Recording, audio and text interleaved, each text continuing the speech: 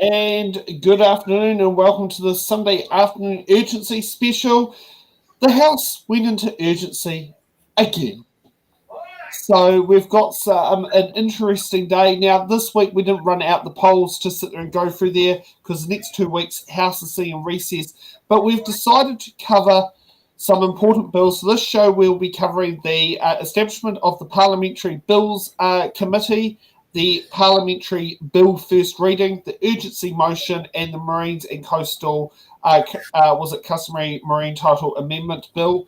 And then we will follow for the, and then later on tonight we'll get to the nasty one known as the Crown's Mineral Amendment Bill, and also the, what's the next one? I'm just trying to think. Was it the Day in the Hospital debate? Because, well, you know, the government seems to have decided to do a few things that they shouldn't have be doing.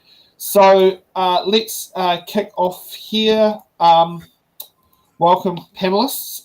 Now, I've not had Tony connect in yet. I don't know what's happened there. I had a feeling this could happen because sometimes when you get people to connect into the show, they sometimes, what's it called? Guess things, assume things, leave things to the last minute. Who knows? This has been an on-off experience for It's in the Ballot over for the last like 2 years. Well, yeah, we 2 years actually since we've had remote connections coming through Restream. So it is kind of been on there.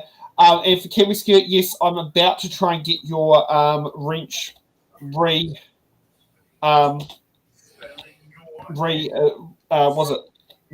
re-established to go through there. So yeah, I do sit there and say welcome to the show for was it Laura, who's I've been told is about to become Chewy, and Paul, who is stepping in for Stacey as remote editor and panelist. Am I the show's version of Chewy now? I don't know. That's what apparently the BHM viewers have sat there and said. You know, is Kerry Bird your Chewy? I don't have the same energy or riz as Chewy. I don't have the beard either. Chewy is a different beast. Is there a prop store nearby your place that you can nip out in the break between the two shows tonight? And what's it called? Get a beard to put in. Get a beard. I mean, if I'm clever, if I'm cheeky, if I'm sneaky, I could grab the I can grab the clippers and grab my dad's beard. Just put it onto my face. You'll just be perpetuating David Seymour's comments from Q&A today, where he called us all the great unwashed a couple of times. So the great unwashed. The great unwashed. So if you want to look like you're wearing someone else's beard, I'm sure it'll fit right into David's narrative. Actually, I mean, put it this way. I watched Q&A this morning.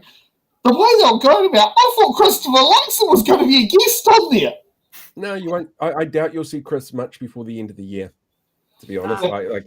He's scared of Jack. He might do it about halfway through this month, be coming up to the first anniversary of the election, but he's scared because he knows he's got a terrible track record that he has to go and defend. And the longer that he takes to get onto Q&A, the more that they've got to hold against him, which makes it harder to prepare and makes it harder to predict exactly what it is that Jack and his team are going to come at him with. Oh, yes, because you need to be armed with information. I mean, I wonder, will he go in there with an earpiece in his ear telling him notes and all that with Nicola Willis and Bishop sitting there going there, you got to say this, you got to say this, you got to say this. But it's like, I wouldn't do this show without a briefcase full of notes. Well, I mean, if he was on to his actual job and across what he had to do, then it wouldn't be a problem. But he's got no portfolios. He's got no single area of expertise, which means he's got everything being thrown at him and he doesn't take anything further than surface level. So to actually get into the nitty gritty and sit him down and go, look, this is what the numbers are. This is what the experts say. This is what the impacts are of your decisions. He'll just sit there going, well, I'll just say to you, and it's just what I meant to say is, and you want to, it'll be the most frustrating eternal loop of Luxonisms, just not saying anything, not dealing with anything, but thinking he actually walked out of that really well. I mean, he's a C-tier manager, isn't he? Yeah. Oh, yes, exactly. Yes. Yeah. Oh, well, so let's get to, for the start of the show, let's get to our light-hearted thing before we get to the nitty-gritty. Now, as we say, we find these random things you find out when you're looking at footage. Here's a bit of a blunder. Here's a potential blunder that Labour managed to avoid. That opinion will say aye. The contrary, no. The ayes have it. Parliament Bill, first reading. The Parliament Bill stands referred to the Parliament Bill Committee for consideration. I call the Honourable Chris Bishop. Urgency be accorded the introduction and all stages of the Impress Supply second for 2024-5 Bill and the third reading of the Appropriation 2024-25 Estimates Bill, the remaining stages of the Education and Training Amendment Bill, the interrupted debate on the Instruction to Committee for the Smoke-Free Environments and Regulated Products Amendment Bill number 2 and the amendment proposed to it, the introduction, first reading and referral to Select Committee of the Marine and Coastal Area Takutai Moana Customary Marine Title Amendment Bill and the Crown Minerals Amendment Bill, the third reading of the Corrections Amendment Bill, the first reading and referral to Select Committee of the Sentencing Reform Amendment Bill and the District Court Judges Amendment Bill, and the second reading of the Contracts of Insurance Bill. Mr Speaker, members will be aware that the House lost a sitting day when we adjourned at the start of this sitting block, with tomorrow having been originally scheduled to be a members' day. This urgency motion is required to get a variety of first readings off to Select Committee, as well as passing three important pieces of legislation. The alternative, being honest with the House, is that we would have been moving urgency on Thursday afternoon going into Friday, and I suspect I have the agreement of the House in saying that people would not be keen on that because of the Members' Day. Understanding orders were required to pass the third reading of the Estimates Bill this sitting week, which is within 4 months of its first reading. We're also passing the Education and Training Amendment Bill to give charter schools enough lead time to open by term 1 next year, so there is some time pressure on having that bill passed. There are 4 first readings, 2 of which have shorter report backs than normal, and we want to make sure that select committees with those bills have as much time as practically possible. We've also made a commitment to pass the Corrections Amendment Bill, sir, this quarter, and we want to proceed through the next stage of the Contracts of Insurance Bill, which does have quite widespread support across the House, so we want to see prompt progress on this. The question is that the motion be agreed to. Those of that opinion will say aye. Aye. To the contrary, no. No. The ayes have it. A party vote is called for. The clerk will conduct a party vote. New Zealand National. 49 votes in favour. New Zealand Labour. Oh, sorry, I missed it. 34 votes in favour. 34 votes opposed. Green Party of Aotearoa, New Zealand. 14 votes opposed. ACT, New Zealand. It's in favour. New Zealand First. 8 votes in favour.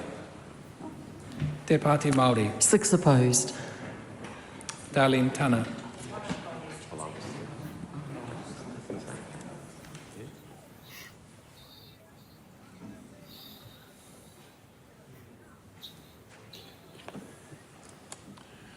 Someone turned Darling's mic off. The ayes are 68, the noes are 55. The motion wait is for agreed. cricket.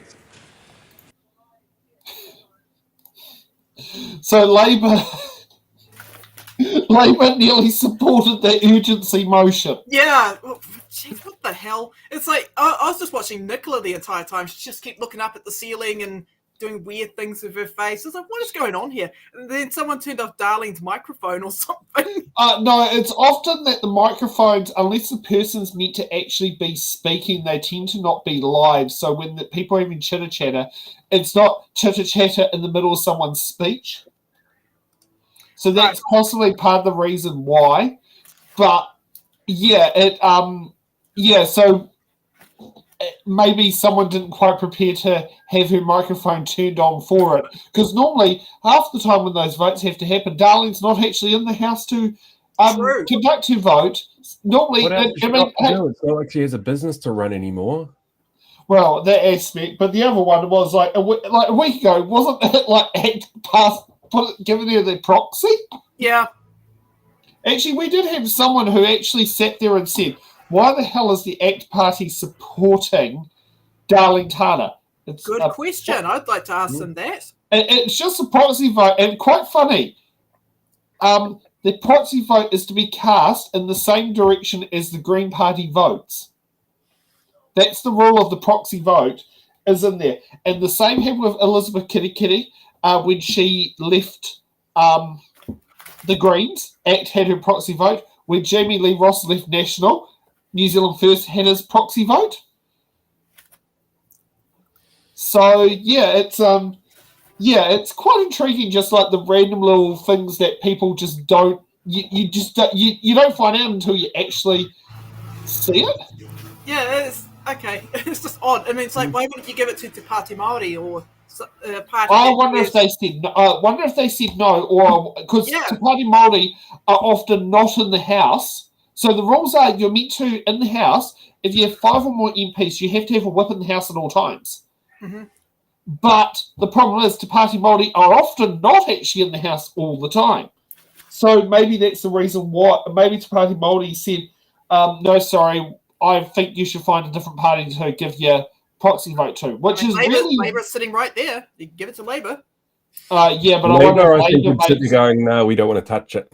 Yeah, fair enough. I mean, I wouldn't want to touch that either with a barge pole.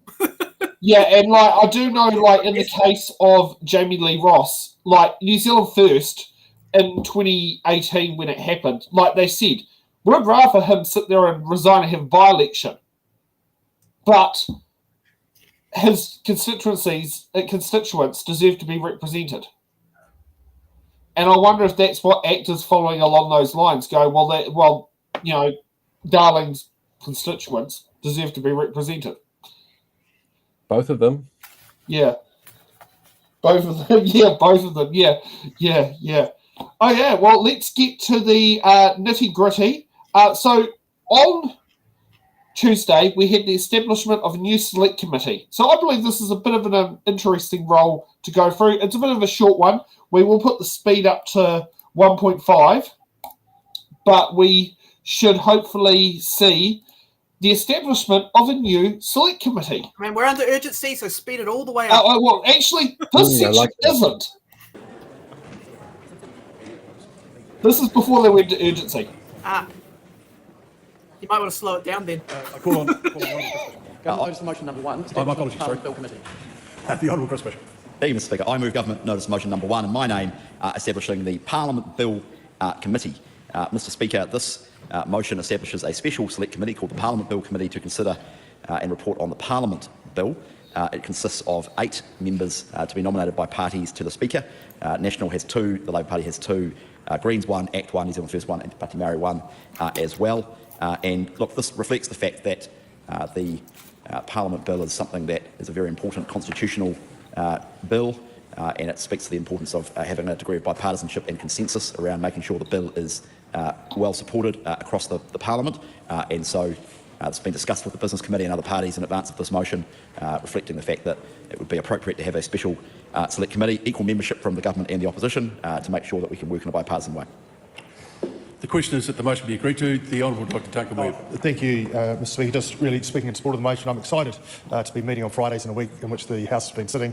It is a standard carve-out, but it's good to see that we'll have the flexibility to meet where appropriate. And just want to recognise the cross-party work that's been done in Business Committee and elsewhere in respect of this bill in this committee. Looking forward to it being chaired by Right Honourable Adrian Murafe, who I think will do an able job. Kia ora. Call on Ricardo Mendes-March. Yeah, I'm raising a short call on behalf of the Green Party to support this motion. We believe that an ad hoc committee to consider the Parliament bill makes a lot of sense. We acknowledge that because of the constitutional nature of this bill, we do need a committee with members that are able to also aptly communicate with the caucuses, as this has an impact on basically how all MPs' work is carried out.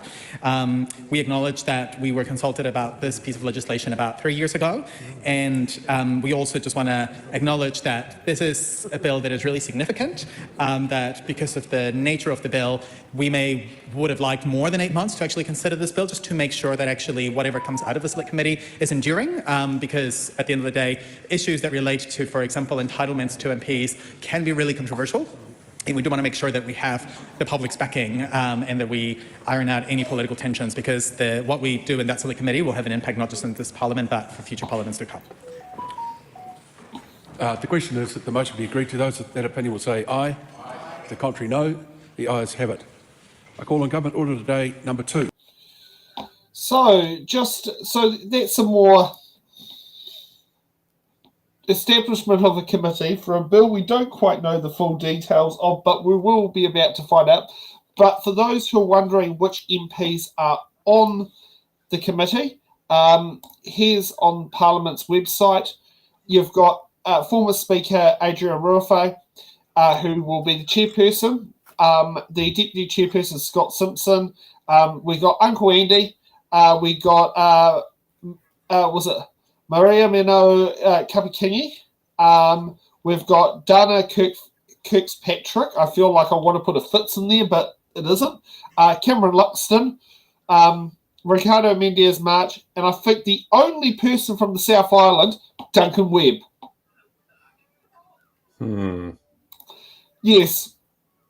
Bit concerning about the lack of South Island people in that list.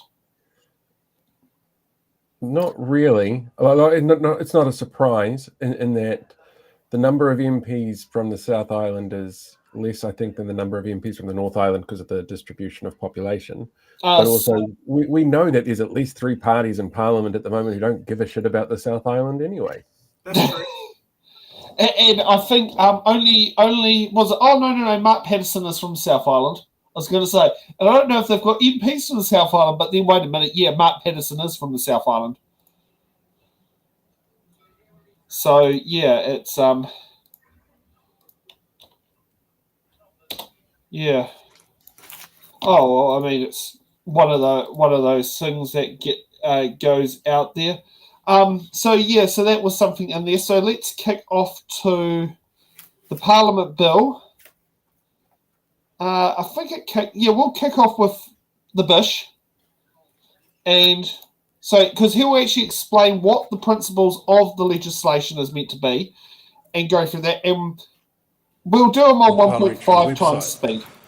Mr Speaker, I move that the Parliament bill be now read a first time. Mr Speaker, the Parliament bill has had a long gestation, as has been adverted to by members in their contributions on the precursor motion. And it brings together 4 different acts to provide a modern legislative framework for Parliament and the agencies that support it.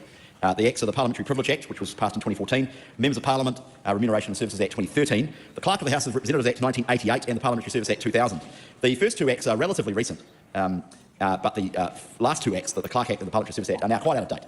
And it is fair to say that the legislation that affects this place is scattered across a variety of different acts. So the purpose of the Parliament bill is to consolidate it, clarify the independence of Parliament from the Executive, protect the privileges of Parliament and specify the funding arrangements and set out the relationships between the parliamentary agencies. The legislative statement sets out the main policy changes in the bill and I want to highlight a few of them for the House. But before I do that, I want to just acknowledge the very professional and collaborative way that other parties have worked on this. Clearly, this was a bill that started life under the previous government with cabinet decisions around the policy instructions for the bill and then the drafting instructions. So acknowledge that we have inherited this as a government from the previous government, but also acknowledge that the previous government had reached out to the then opposition to discuss the bill. And so this is genuinely something that has carried forward in a collaborative and professional way and collegial way between the parliaments. And I think that's entirely right, because getting this legislation right is extremely important, and that's exactly why we set up a special select committee. And I wasn't going to mention in my contribution, because it's actually ultimately over to the committee, but Dr Duncan Webb did mention, so I will repeat it, that the government will be nominating Right Honourable Adrian Ruafei, former Speaker, to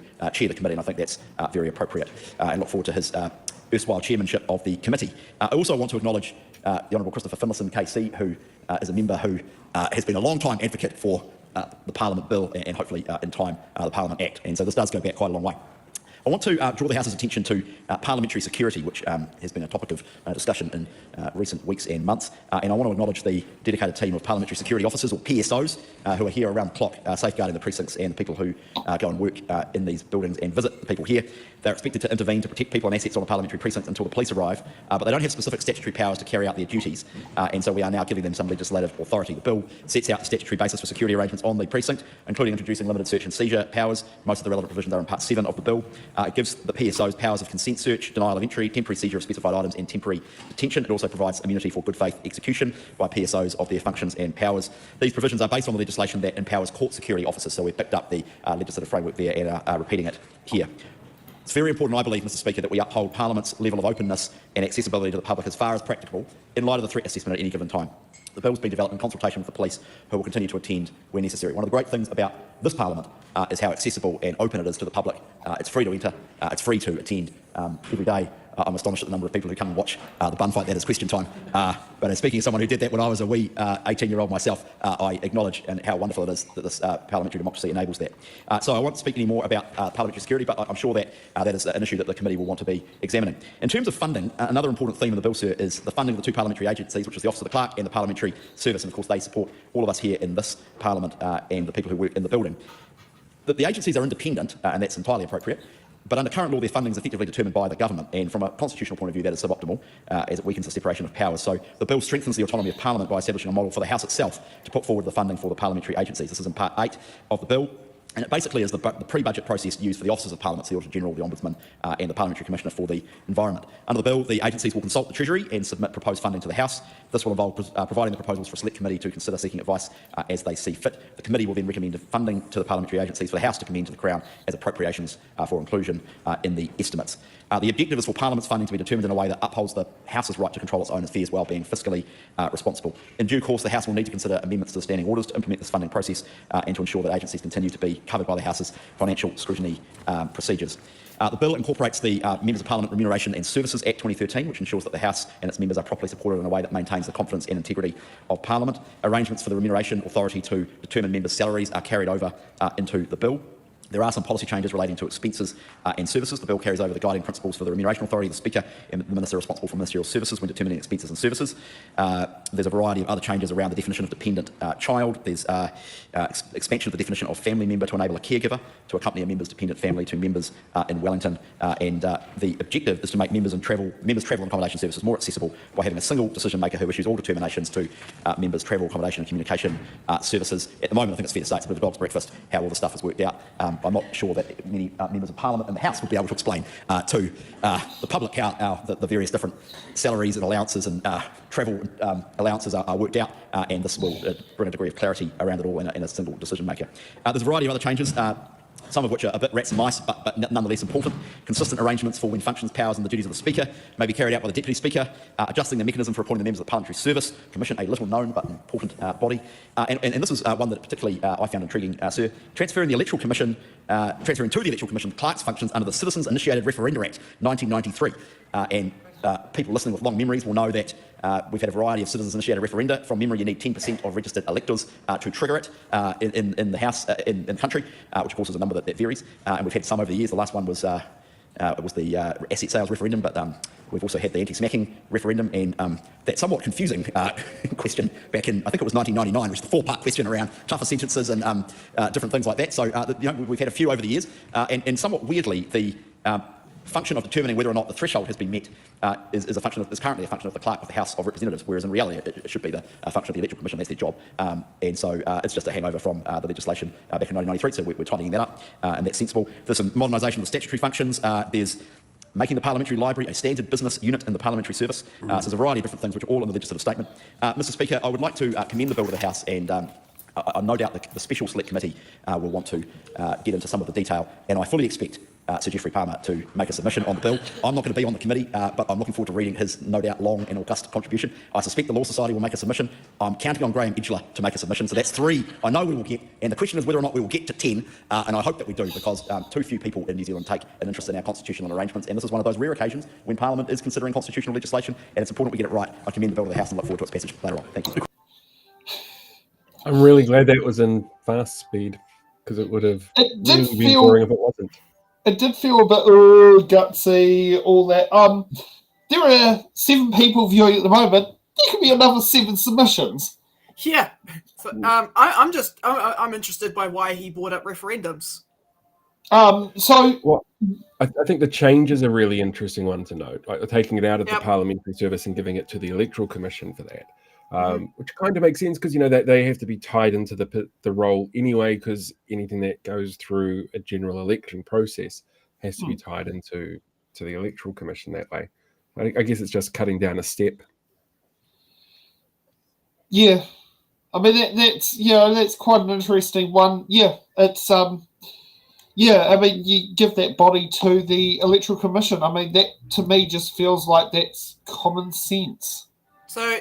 From what I understand, he wants to create a new bill based on like 4 separate acts. And tie them all together into one piece of legislation. Yeah, I mean, it's like, I mean, obviously anything that improves the security of workers of Parliament is a good thing. I'm glad they're taking that seriously, because a couple of weeks ago they were talking about how it's okay to exploit workers, but I'm glad they're taking, the safety of security officers seriously. Such as former security officer Casey Costello.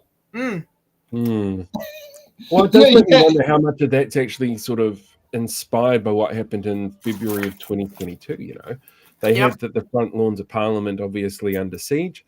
It would have been a very difficult time for anybody working security in Parliament because of just how many moving parts that there were. So, definitely making sure that there's better security there makes sense. Yeah, and it's interesting that they're copying what the courts have as their power in a Ministry of Justice building, which I think is probably a right, when you've got a set of laws that are in place that have been deemed constitutional, that have stood the test of time, it makes sense to copy the appropriate legislation and transferring it across. But I mean, the other one is like, will this dictate, say, staffing levels that gets done for staff? I mean, the other one is, is this somewhere where there could be legislation to, how many EAs is appropriate to an MP, to an electorate MP, to a list MP, that sort of thing, and set those things up? Because I do know at the moment, like, if you're an electorate MP, I think you're allowed 2 EAs, but if you're a list MP, you're only allowed 1. Which that becomes a bit complicated and confusing, especially when some places have multiple electorate officers across there. And so is this like tidying up like what happens in those sorts of situations? Do list MPs get, say, 2 EAs or something like that? Or, what can be done there? I mean, we'll see what Duncan Webb sits there and as the next speaker goes, and just see what he can actually mention that can help expand our knowledge on the proposed bill, because by the sounds of it, it's very what was it? What's the number of like bipartisan? But I think bipartisan's not enough. What's is it hex again? Is that 5 or 6 sides? Hex is 6. 6. Hex partisan. Hex partisan. Yeah, it's a hex partisan bill. Well, we hope it's a hex partisan bill. Duncan Webb. Kia ora, Mr. Speaker, and I endorse the comments of the Leader of the House on this bill, especially those which point out how constitutionally important it is. And in some ways, it's strange that one of the most important bills we have, and that we will see, arguably in this term of Parliament, and one that will, I hope, be enduring, is one which, in this House at least, will spark the least debate, or at least the least vociferous debate. However, I'm sure that in Select Committee things will go. Otherwise, I'm confident, and I would take odds that there'll be more than 10 submissions to Select Committee on this. I guess the main point of this bill, to my mind, is making very clear the independence of the legislature, of this House, of Parliament, from the executive. And the most obvious kind of tie is the financial tie, that it is conceivable under the current, unlikely but conceivable under the current framework, that the government of the day could make Parliament's functioning and make the opposition's functioning more difficult by limiting the funds or not increasing the funds appropriately to support members of Parliament and the work that goes on in this House. This makes a small step away from that, in the sense that it will take the funding of this House away from the normal appropriations process and make it a question for this House itself. In one of those quirks, perhaps, of the Constitution, this House and the government, the will of this House and the will of the government are pretty closely aligned, because the government has a majority here. So, in fact, in practical terms, the government could still exercise it, but would have to do so in the full light of day and under a great deal more scrutiny than might otherwise be the case. So, but I do think that's an important part of this. And I would also say that although, you know, for those who might be looking on from the galleries or on telly, it appears a very arcane bill, one that is kind of lost in dusty law books. In fact, this is really a really important constitutional bill, and it's a really good example of us needing to approach these questions carefully and diligently, given the fact that it is just this unicameral system, this unicameral parliament that we have, where we can make changes which fundamentally shift how lawmaking and government is done. And those shifts that might look small, such as how Parliament is funded, such as the powers of our security staff, such as how citizens-initiated referenda are managed, actually do go to the heart of how we operate as a democracy. So I'm sure the members of the committee will take their role seriously, and I'm quite confident that there will be some very thoughtful submissions coming in. I know a lot of work, as the Leader of the House acknowledged, a lot of work has gone into this bill already. But having said that, I'm pretty sure that the Select Committee process will again refine and improve this bill. And on this side of the House, the Labor Party absolutely supports this reading of the bill, looks forward to working constructively on improving it where possible. Kia ora, Mr. Speaker. It makes me wonder, though, that this being a constitutional bill, will it require that 75% supermajority for the final bill to go through when it comes to the third and final reading? Or potentially all stages. Yeah. Yeah, and actually it's interesting that some of the measures they're planning to put in this bill currently applies to local councils, particularly around the word called remuneration. So it's interesting that, you know, something that's already in law in one aspect is now being replicated in another aspect, which sounds like it should be there, but isn't there? I mean, you know, in the United States, how many times have we heard that Marjorie Taylor Greene put an amendment to shift Pete Buttigieg's secretary salary down to $1 as an impeachment? You know, thank goodness we don't have this bullshit, but this law would stop that bullshit. Good. You know, because we could end up going that way. So let's hear from Ricardo Mendez March. I was going to say, what would happen to Tanya Unkovic if you didn't allow crazy people to say things in Parliament? Oh, she can still say crazy things in Parliament. She just can't sit there and put amendments to sit there and say, have Chris Hipkins' salary reduced to $1. The Honourable, I recall Ricardo Mendez March. Have to get the upgrade. Thank you, Mr. Speaker. Look, we're in support of this bill and we'll be voting in favour of it. We want to acknowledge the contribution from other people who have acknowledged how this has been a long time in the making, started by the previous government, and that overall the process to getting here has been quite constructive. The bill in and of itself will modernise 4 existing acts that relate to the operations of Parliament. And, you know, I think most of this modernisation will enable our democracy to be more accessible, and it will also hopefully better support the entities that allow Parliament, and therefore actually the democratic system that we have, to be better resourced, and for its resourcing actually to be better scrutinised as well. And it will also make other changes around citizen-initiated referendums, etc., which I think will also pass some of those responsibilities to better, more adequate entities. I wanted to begin by making some reflections initially on some of the changes that will make Parliament more family-friendly, enabling more flexible travel arrangements, particularly for caregivers of dependents. I think this is an important proposal because basically one of the things that we've got still in this parliamentary system is that actually if you don't come from a place of wealth or privilege, actually there's a massive sacrifice that sometimes people have to make to even consider standing for Parliament, let alone imagining themselves being in Parliament. People who have caregiving responsibilities, who they have disabled children, face additional barriers, or maybe disabled themselves, face additional barriers to performing their duties as an MP. And having greater flexibility when it comes to, for example, travel arrangements will break down those barriers so that you don't have to imagine coming into Parliament from a position of privilege and wealth to then be able to make your caregiving and family arrangements work. So those proposals in and of themselves, what they will do is they will broaden the ability for people to be able to see themselves in this place, and it is absolutely a really positive thing. The other thing that I want to comment on is around the proposal changes to the funding model for parliamentary agencies. I mean, if we look at the legislative statement, I think it's really well summarised that parliamentary service and the Office of the Clerk are not part of the executive government, but they're agencies, but are the agencies that directly support the operations of Parliament. When we talk about the operations of Parliament, I go back to my earlier comments about how they're the operations of our democratic system. They enable, for example, the members of the public to submit on important pieces of legislation. A lot of the time, they're the conduit between ourselves and the public when it comes to pieces of laws that we're passing. And having a better funding model that has more scrutiny, that is more removed from the executive, can only be a good thing, because actually we're really strong believers that parliamentary services and the Office of the Clerk need to be better resourced to adapt to what are more complex needs and demands from constituents, and also to be resourced to be as accessible as possible to the public, particularly as we strive to make sure that a wide range of constituents are able to have their voices heard. And so I think this is really important. I think it's also in the interest of the public, not just as MPs, to make sure that we have a well-functioning parliamentary service and Office of the Clerk, and that they're really, really well resourced. One area that I do hope we get a chance to unpack more in full at the Select Committee stage, and it's one of the few points of tensions that we have, is around the issues around how parliamentary security will operate, and particularly the additional powers that parliamentary security officers will be granted. And so I think there does need to be some scrutiny at the Select Committee stage to make sure that increased security powers, when it comes to the extent of these search, seizures, and detention powers are appropriate, and that there's necessary safeguards, because once again, we want to make sure that we create a safe place for people to participate in our democratic systems, but that we also don't, in that pursuit of safety,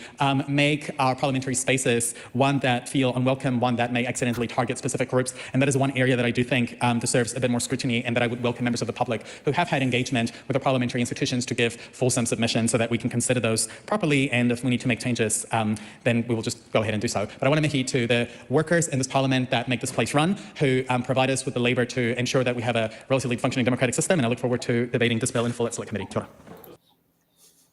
Relatively functioning. Relatively. Functioning. Nice little stab there.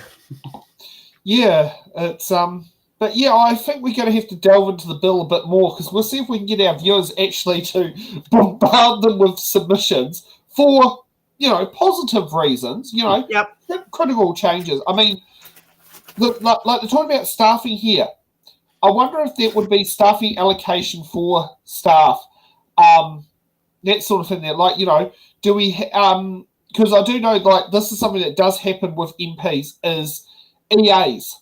So often you'll get a lot of areas where they have combined electoral officers in there, so they can have cover, say, 2 MPs in the one location to get around the fact while only having one staffing member. A common example was in Paraparaumu, when the Otaki electorate and the Mana electorate were both held by Labour. They had an office in Paraparaumu, 100 metres from the electoral boundary, for both MPs. So they used to do the same in Kirikiriroa in Hamilton. The Hamilton East MP, Jamie Strange, and Nanaya Mahuta for the, I'm trying to remember the name of the Hauraki Waikato. Hauraki Waikato. They shared an electorate office in Hamilton West. Is that along with Gaurav Sharma until he left? No. It was like literally in the middle bridge in Hamilton, because I've got a couple of different bridges that run up and down the city. It was off the Claudelands Bridge, I think. Oh, okay. So it was literally across the river from Hamilton East, where Jamie's electorate was, but it was very strange. That's interesting. Yeah, because they also had that when what was it called? When Nathan Guy was the MP for Otaki, he had 2 offices, and one of them was near the electoral boundary, and he shared it with Heke Parata when she was the list MP based in Mana. So yeah. Oh, let's see what Cameron Luxton has to say. Just a moment. Well, on Cameron Luxton. Thank you, Mr. Speaker. I'm proud to rise on behalf of the ACT Party speaking in favour of this bill, which is the Parliament bill, which is seeking to consolidate and modernise the way our Parliament works. The bill provides stronger powers for parliamentary security officers. Sorry, say again? There's something missing from his lapel. I can't tell what party he's from. Oh, no. Oh, well. Who's this man wearing the pink tie? I don't know which party he's with. Let's rely on the name Chiron. It does say ACT list. Oh, I thought he was just acting like a performer because it's a stage and there's no way of being able to identify which party he's with. But don't you like that actless? To keep us safe and doing much needed improvements to the way parliamentary services and the Office of the Clerk receive funding. It's an update to the provision. It also includes an update to provisions of members' work-related expenses. The bill proposes giving parliamentary security officers statutory powers of a consented search, a denial of entry, temporary seizure of specified items, and temporary detention. These are all very important powers, and are going to require a lot of scrutiny. These powers would apply to the parliamentary precinct, and in respect of any other parliamentary meetings, including select committee meetings that take place off the precinct.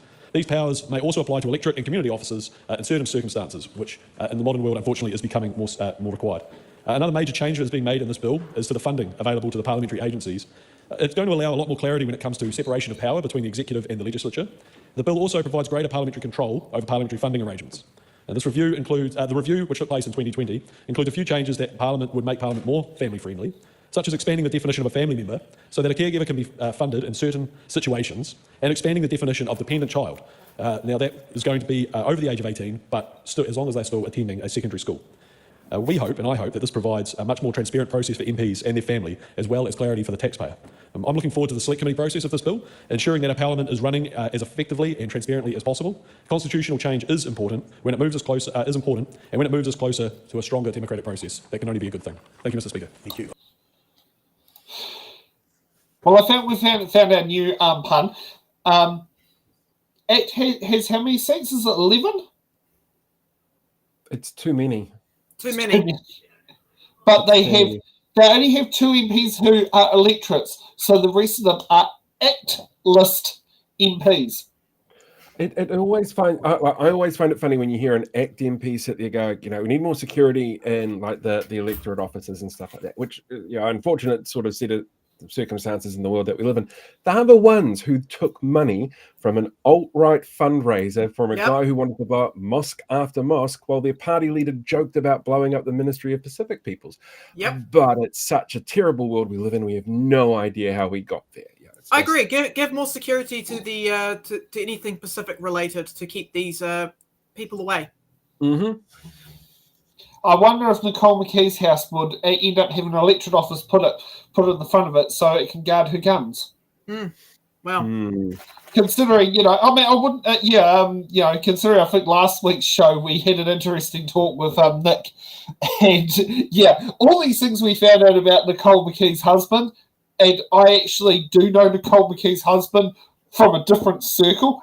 It totally makes sense. Do spill the tea. Oh, we'll have to go off the chat because spill the tea legally.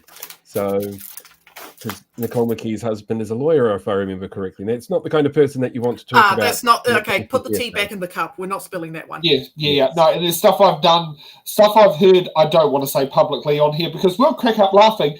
But I believe that could indirectly affect Nicole's ability as a minister, and I don't actually believe the actions of her husband justifies her ability as a minister to be questioned.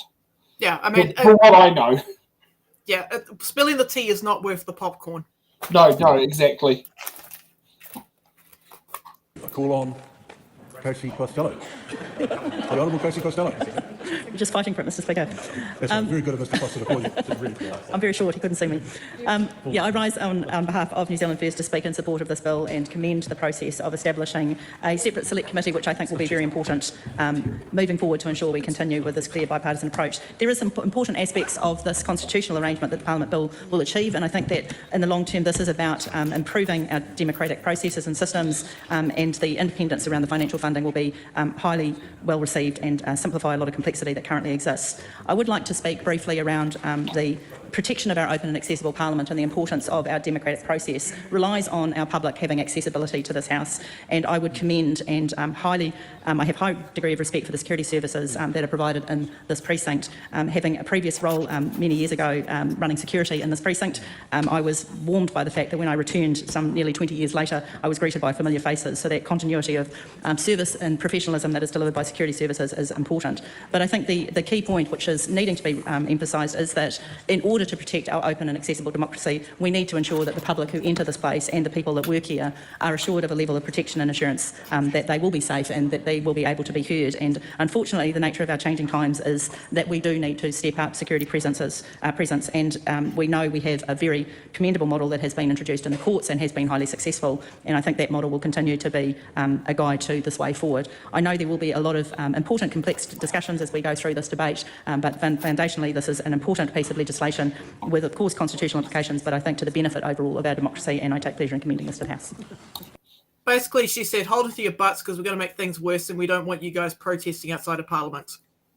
Well, she's part of the party that was sitting there going out, greeting the protesters in 2022, going, I love you guys, we're one of you, we believe everything you say, and the people in the uniforms are the bad guys, you know, the ones that you're writing signs saying hang them high on their front doorstep, but we want to look after those security services.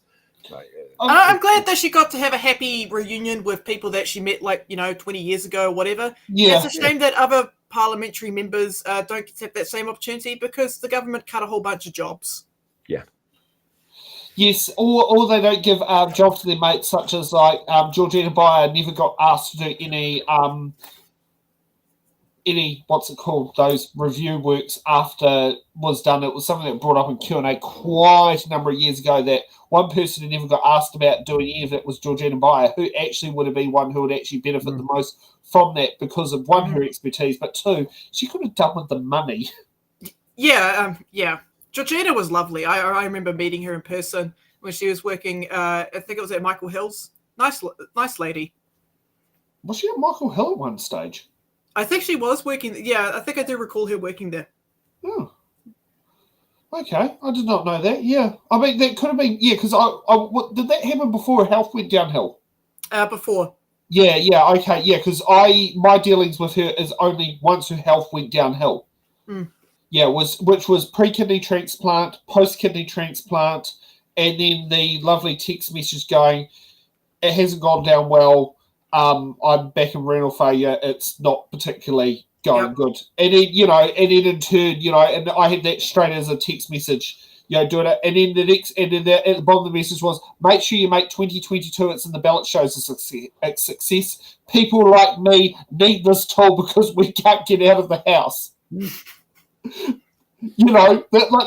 just tells you about Joy. For someone who hated the internet. But she understood what it was trying to do.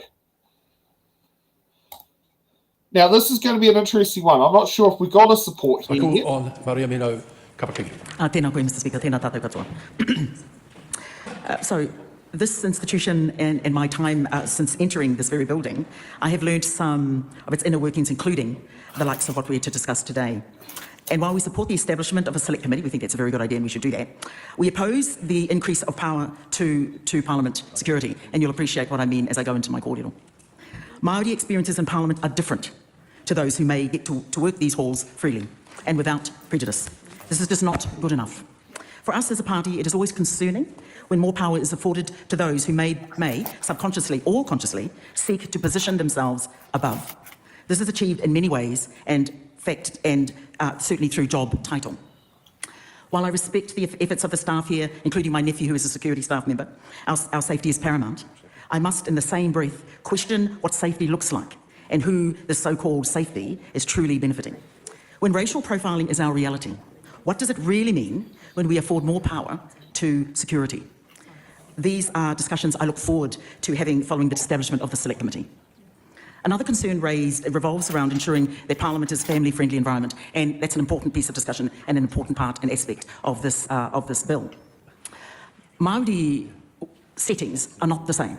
It is not a two parents and a single child, and so it has the dynamics of being Māori, and the way in which we have our whānau settings are quite different. And of course, more recently when Hannah, who is one of our newest and youngest, of course, there had to be some adjustments to the way in which that was considered, because she is so young, and good, and that's a good thing.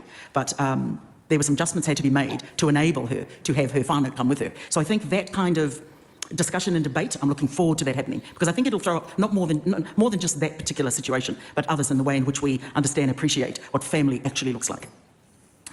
For Māori particularly, whānau is so much more than just the mother-father. Government definitions of whānau don't work for us. Whānau stretches wider, and is never restricted to only shared toto. If this institution is committed to also being culturally safe, then we need more than the changes that are being discussed today. So, while we support the establishment of a select committee, which we do, we demand discussion on how those will truly impact our staff who have numerous accounts of racial profiling and continued experiences that limit our whānau in their ability to stand alongside us. Thank you, Mr. Speaker. That was a bit different, but it makes a hell of a lot of sense. It's a really good perspective to have brought into the debate about it, to be honest. And did Hannah, when she went to come down, like trying to have, say, her father be in the place of a husband, but did the system not actually allow her to have that stepped in? Is that something is that what's being mentioned in there? Because I can picture, as a young 18-year-old, you're not going to have a husband or a partner in your life at that age. But your solidness and person might be your father. Yep. I mean, what if you're a childless cat lady? Like Taylor Swift. Yeah. What if you don't have a partner? What if you're a, I don't know, asexual gigachad? Yeah. Or you're like Georgina Byer, who literally had no support from her family, but had a support from a flurry of friends there. But Georgina, who was I don't even know if Georgina ever had partners, a relationship, anything. I've only ever known her as a single trans woman who just seemed to keep breaking the odds. Yeah, that's how I've always known her as well. But I mean, that's a very good point. A whānau does not just mean your immediate family. It also means members of your extended family. Or your chosen family.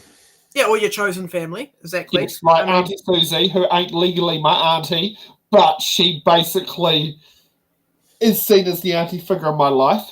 My one big concern, Sam, about all these stories that you have about different family members is if you ever got elected, would there be enough room in the gallery for them all to be there to see you do your would there be enough popcorn to go around? That's my big concern. But you can't eat in the gallery.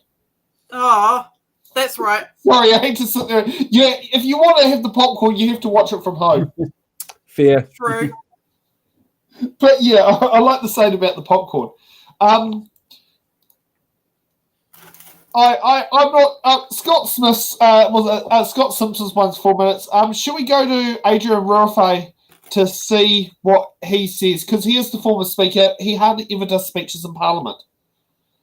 He feels like he's a seat warmer, unintentionally.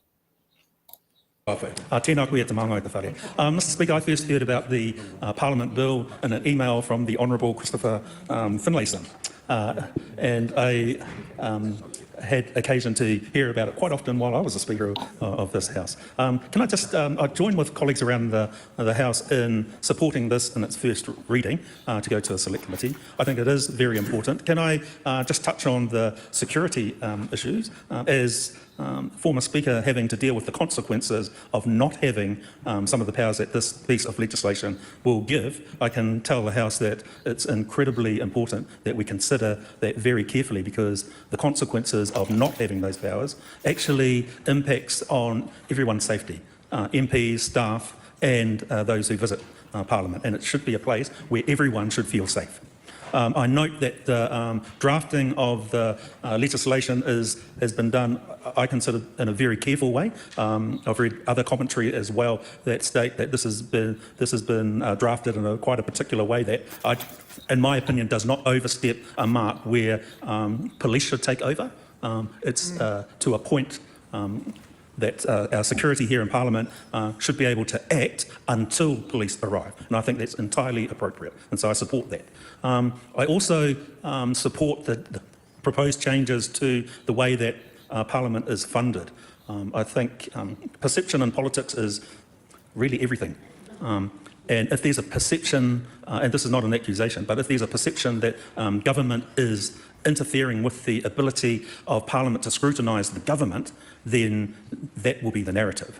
And I want to acknowledge both the Leader of the House for his leadership in getting this to first reading, after a very long gestation. I want to acknowledge, as I said before, the Honourable Christopher Finlayson. He was a strong advocate of this, and also the Right Honourable Trevor Mallard when he was Speaker as well. And I think it's important that we do the very best as a select committee to make sure that Parliament can scrutinise effectively the executive, and I think through this bill that will happen. I won't go into all the other parts of the bill, but I just want to let the House know I look forward to participating in that select committee. Kia ora. Again, good point you brought up there. I mean, there's already too many cops in Parliament. Just look at some of those MPs. I wonder if the Sergeant of Arms jail was big enough. Yeah. Because isn't there, I don't know if there is in New Zealand's Parliament, but apparently in the UK and I think the United States, they do actually have a prison room underneath it to hold what was known as disorderly MPs. Oh, for real? Yeah, it was something. It was something. Yeah, it's doing on that. I'm not sure if Wellington's one has all the ceremonial part, but like the other weird thing about Wellington, about New Zealand's Parliament is we don't have. So there is a functional position called Black Rod, but in New Zealand, Black Rod is always an acting role that gets appointed for the opening of Parliament. Because we don't permanently have a Black Rod, because Black Rod is associated with the House of Lords. Right, okay. But it's a person who walks around holding a black rod. I'm in favour. As well. I, for one, happen to be in favour of building a cell in Parliament for people who have cringy takes. Well, not forgetting the Parliament building itself was originally supposed to be twice the size, and it never got fully completed. So it might have been something that was planned for the second part of the Parliament buildings. They might have wanted to put a cell in there and just never got around to it. Well, I also remember the Parliament building was actually meant to be across the road from its current site, which is still there. It's I think Victoria University uses it for lecture halls. But yeah, the original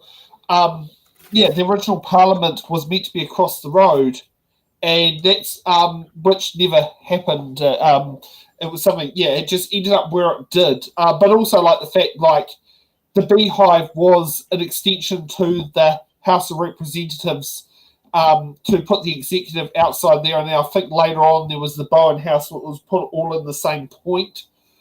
Yeah. Because I think the Beehive was like built, I think, or like the process started under Muldoon.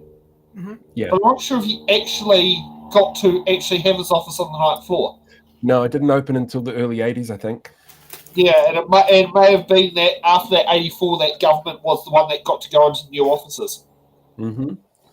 Yeah. Let's get a national MP. Dana Kirkpatrick. I don't think we even know who the hell she is. Thank you. Kirkpatrick, yes. I get called all sorts of different things. Look, I just rise to speak on this bill here, the Parliament bill, and it's an honour to do so. I'd like to just first acknowledge all the people who have worked so hard on this over a great deal of years and acknowledge the work that's gone into it.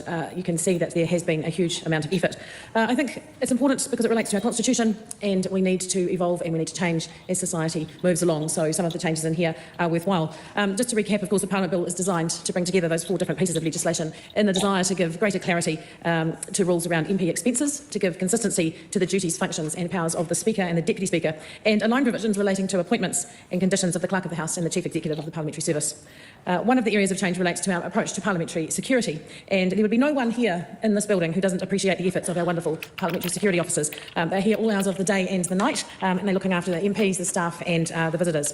But the landscape has changed, as we know, and the way MPs in particular are now targeted is changed as well. I'm the co-chair with my colleague across the House, Kushla Tanadi Manuel, for the Commonwealth Women's Parliamentarians, and we have a particular focus on security. So some of these changes are extremely interesting for us, and we are pleased to see that they're in place because we have been discussing this very issue in our committee meetings. The changes set out in the bill give the security officers the powers of search, The powers to deny entry and ability to seize items as specified and temporarily detain people if necessary, similar to those used by court officers. And this also extends to them using those powers where select committees might be off-site around the country, and I have attended some of those in different parts of the country, which didn't need security officers, I should say, but if they do, and an electorate office in case of appropriate threats or things that might not be going well. So we would support that. Those were some of the things that we have talked about as well. In terms of members' funding and services, there's always scrutiny of these areas, and rightly so, but it is time some changes were made, and I in particular am pleased to see a couple of things happening in there, along with all the other changes, but I just like to point out, as members often have to be away from home in Wellington, and their dependent children under these changes would be able to travel with their parents as a key way to support members.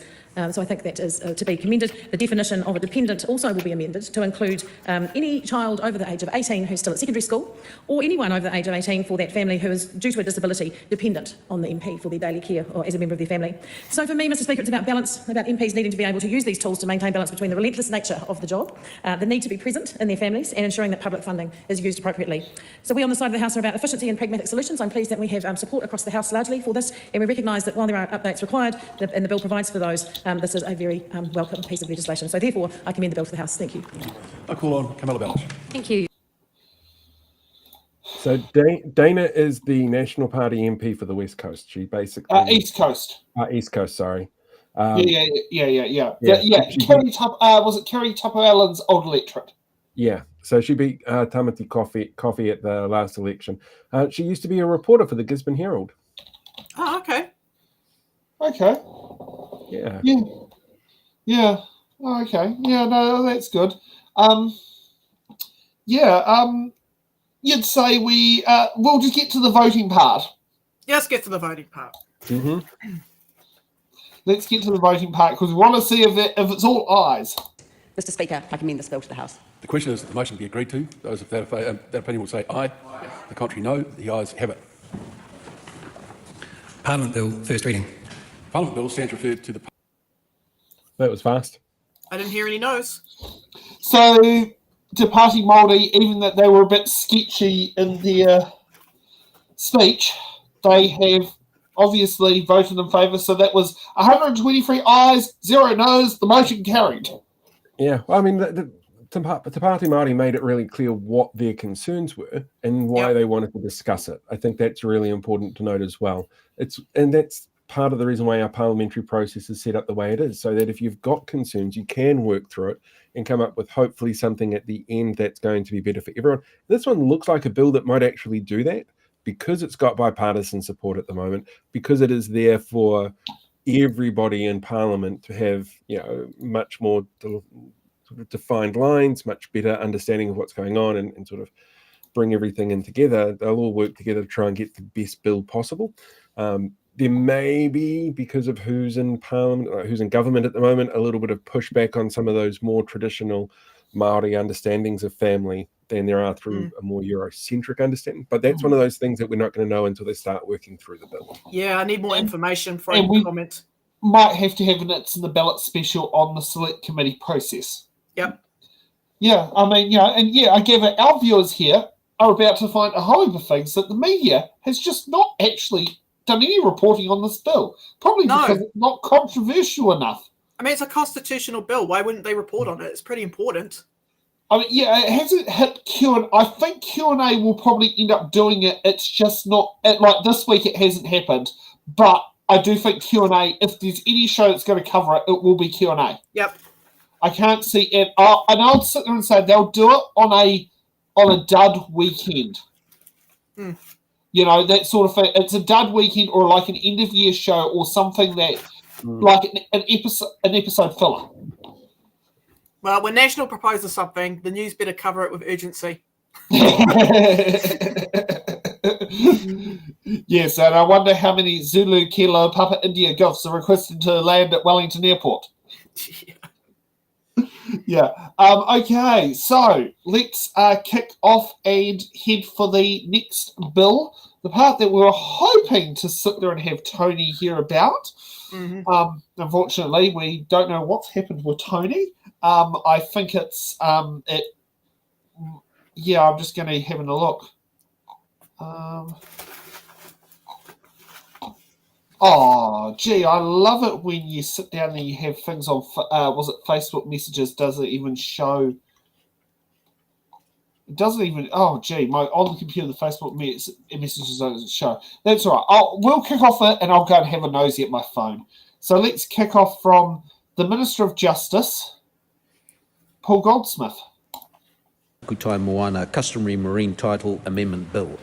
That legislative statement is published under the authority of the House and can be found on the parliamentary website.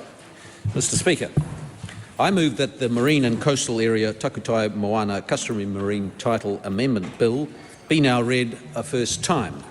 I nominate the Justice Committee to consider the bill.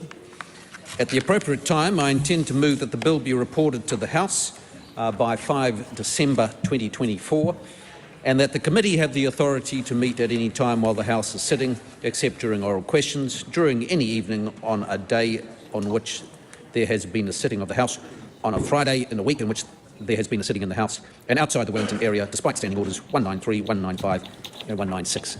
Mr. Speaker, in 2011, the Marine and Coastal Area Act established a regime for managing interests in the foreshore and seabed that carefully balanced the recognition of Māori groups' customary rights with the legitimate interests of all New Zealanders to walk, boat and fish our beautiful coastlines. As the Act's preamble records, up until that point, New Zealand had taken different approaches to managing those interests. Those approaches had ended up disappointing many. One way customary interests are recognised under the Act is through the award of customary marine title. Customary marine title comes with valuable rights. These include the ownership of non-crown minerals, involvement in planning, and the ability to permit or decline certain resource consent applications, with some exceptions. CMT also provides holders with the right to be engaged with when new significant infrastructure is proposed. These rights were included in the 2011 legislation on the basis that the test for CMT was exacting, and recognising CMT only where customary interests had been maintained with sufficient strength right through to the present day. It's for that reason that this government believes that the Act was, and is, a strong affirmation of Parliament's role in achieving fairness for all, those who have interests in the foreshore and seabed. Along with holding the specified areas in accordance with tikanga, Section 58 of the current Act states that applicant groups need to have had exclusive use and occupation from 1840 to the present day without any substantial interruption. This is evidently a high threshold. However, in making decisions on applications over the last 5 years, the courts have interpreted the test for customary marine title in ways that have diluted some of these strong requirements. The Court of Appeal, most recently, has interpreted the CMT test in a way that effectively did away with the exclusivity requirement, and the need for continuity, and significantly reduced the scope of what can constitute a substantial interruption. I respect the role of the courts as one decision maker under this regime and the challenges in interpreting the CMT test in the context of the wider Act. But for this regime to work as Parliament intended, the balance between the strength of the CMT test and the rights that go along with it need to be maintained. I note that the Crown has appealed the Court of Appeal decision to the Supreme Court. However, with many applications currently in progress, we can't afford to wait to address the Court of Appeal's error in its interpretation of the test. The purpose of these amendments is to restore the exacting nature of the test for CMT and to set aside the Court of Appeal and earlier High Court interpretations of the test that strayed from the meaning Parliament intended. The amendments provide significant clarity on how decision makers should implement the CMT test by expanding on the same test elements that were already in the Act. The amendments set the literal wording of the test above other framing sections of the Act, like the purpose and the Treaty of Waitangi sections. They further define what is meant by exclusive use and occupation, that it is both an intention and an ability to control an area to the exclusion of others. The amendments provide direction to decision makers on when they can draw inferences about the nature and extent of use and occupation. They clarify that any factual substantial interruption can interfere with CMT, not just legislative activities. They clarify that applicants are required to prove all the elements of the test, and clarify that the Act doesn't revive customary interests that were previously extinguished, with the exception of customary interests extinguished by the Foreshore and Seabed Act. Altogether, I consider this will reduce any ambiguity about the nature and strength of the test for customary marine title, and ensure that there is an enduring balance between the strictness of the test and the rights that go along with an award of CMT. The restored test will be applied to any applications that were still undecided at the time of my policy announcement on 25 July 2024. This retrospective application is necessary to prevent further cases from being decided under an interpretation that doesn't reflect the original intention of the Act. I recognise that this causes some difficulties for cases that are in the process of being decided, and that is why I have proposed this legislation be progressed as a matter of priority. These amendments will not affect cases that already have decisions, including those that are subject of appeals. I note the feedback I received from applicants and the report of the Waitangi Tribunal, but I stress that these changes are necessary and pressing. The Marine and Coastal Area Act sets up a very deliberate regime that strikes a delicate balance between interests. The sole purpose of these amendments is to ensure that balance continues to be struck and is an enduring one for Māori and for all New Zealanders. The question. Oh, there's a lot to unpack in that. Lot to unpack. it feels like part of me thinking it's trying to circumvent the courts. Yes, it is. Oh, yeah. I read up on the legislation and the results of the court procedures. Absolutely, what National's trying to do is legislate around the court, and basically return back the marine and coastal area Takutai Moana Customary Marine Title Amendment Bill. Jesus, these are big titles. Basically, they're trying to revert it back to how it was in 2011. Because they can't come up with anything original. Well, yeah, they haven't really. It's the frustrating thing about the 2011 Act is that it doesn't really. It lacks definition. So you've got courts who have to go, okay, right, we're going to look at the treaty, we're going to look at te tiriti, we're going to look at how it needs to be interpreted. Then we've got to kind of balance it out with this act, and it's just like, it's a mess. But I think that's actually kind of deliberate in a way, because when it comes to things like the courts, they need to have leeway to be able to interpret a whole bunch of things. It's one of the reasons why there are no written principles in the Waitangi Tribunal, because it's done on a case-by-case basis based on whatever's going on. There's a whole bunch of different factors that come into it. When it comes to something like customary rights, it's the same kind of issue. There's never going to be a black and white, you had the rights continuously since 1840, which nobody has had because of everything that's happened since then. So there needs to be some leeway as well about, well, why don't you have the rights? What happened at this period in time, and giving the courts the ability to be able to judge things on a case-by-case basis. So by making sure that it's written down in black and white what the courts have to do and how they have to deal with it, it's very much stopping the courts from being able to go, well, what happened to you guys is different to what happened to these people and what happened to those people. And so we need to make decisions that are based on that, which is why it's a really interesting tool that the government's using to remove the ability to get those customary coastal rights from local tangata whenua. It's basically saying, if it's not in black and white the way we want it, then fuck you. So yeah, I mean, I wrote a lot of commentary notes on this. Let's talk about the customary marine title, because I don't think a lot of people know what that is. So the title recognises customary interests that iwi, hapu and whānau have had in the common marine and coastal areas since 1840. It's a title that can't be sold. And by the way, for all you Hobson Pledge guys out there, public access, fishing and other recreational activities in a customary marine title are unaffected. You hear me, guys? Unaffected. You too can go to the beach and get a damn ice cream and go fishing. No Māori is hiding behind the sand dune and is going to jump out and chase you down the beach with a taiaha. That is not happening. I'm not one of those Māori that are going to jump out from behind the sand dune with a taiaha and chase you down the beach. I might do it, though, if you act like a fucking idiot. But no, but that's no one is related to going taking to the away beach. your right That's to just go to down the to their beach. actions. Yeah. So the other thing, too, is that it covers the area starting from the average high tide mark and ending 12 nautical miles, or about 22 kilometres out to sea. This does not include the seawater and river water itself.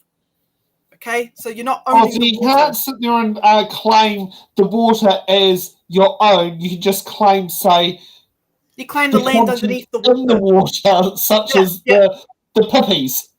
Yeah. No one, no Māori people are coming out here and saying, we own the water. No, that's not happening. That's not in the legislation. No one owns the damn water. Let's see what Pene Henare as the first speech, and let's see where Labour is standing on this. Madam Speaker, and thank you for the opportunity to stand and speak on this particular bill. Madam Speaker, setting out the Labour Party position from the outset is that we will be opposing this bill. Madam Speaker, the Minister has raised a number of matters which are of a delicate nature. What the paperwork that's been provided to the House and tabled in the House clearly makes a point of recognising is the lack of consultation and the lack of engagement with Māori. Madam Speaker, when this bill was first put through in 2011, when this bill was considered and passed in this House, it offered two legs for those who wished to prove their customary title. One of those legs was a direct negotiation, or an ability to directly discuss these matters and, should those discussions progress, negotiate with the Minister of the day. The other way was, of course, through court.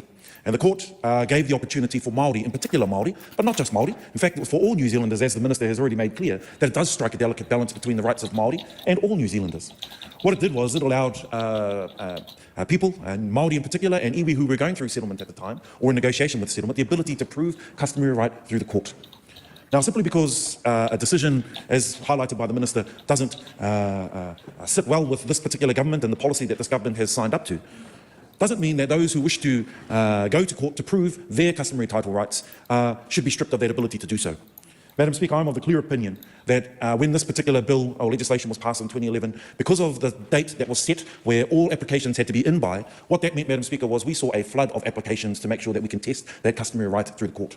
Of course, that's put huge pressure not just on the courts, but also those who wish to explore that avenue as per the legislation, which means that there was a flood of applications. It meant that the court processes struggled to deal with it. It meant that it comes at great cost for Māori and for those who do wish to enter into that pathway. And Madam Speaker, what we're seeing here is that ability to be able to test that right in court taken away. Madam Speaker, I've already said that the documentation that's been provided to this House have made it clear that this government refuses to speak to Māori on such important matters. What it further does, Madam Speaker, is it proves that all of the policies that affect Māori have gone through a truncated process, as the Minister has already outlined in his speech. The proposal to have this done by the 5th of December, if I recall the date correctly, the 5th of December of this year, once again shows that when it comes to matters relating to Māori, it's okay to have a truncated process. It's okay not to consult with Māori, the very people who will be impacted the most by these decisions, Madam Speaker. Sadly, too, what that also does, Madam Speaker, is it creates a vacuum of misinformation. And what that means, Madam Speaker, is it emboldens some groups to be able to point the finger at Māori and to accuse them of transgressing their rights here in this country. We've seen it in the past. We've seen it in the most very recent past by Hobson's Pledge, who have made a point to say that Māori are here to take away people's rights to the foreshore and seabed. That's what these rush policies do. They create an environment of misinformation that continues to divide our country. Madam Speaker, because we're not going to consultation, because there hasn't been an opportunity to debate these matters properly as it should be, we are going to continue to support the notion of misinformation that happens in this country and continues to divide our people. Madam Speaker, as we progress with this bill in this House, we are going to be challenging it at every single point. We want to make sure that those who do get the opportunity to present to the Select Committee on this bill will be able to do so and not have their ability to do so hindered in any way.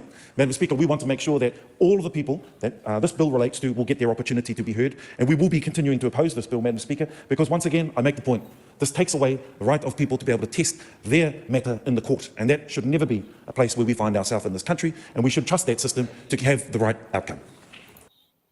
He's correct. And actually, from what we've gathered, it's going to the wrong Select Committee.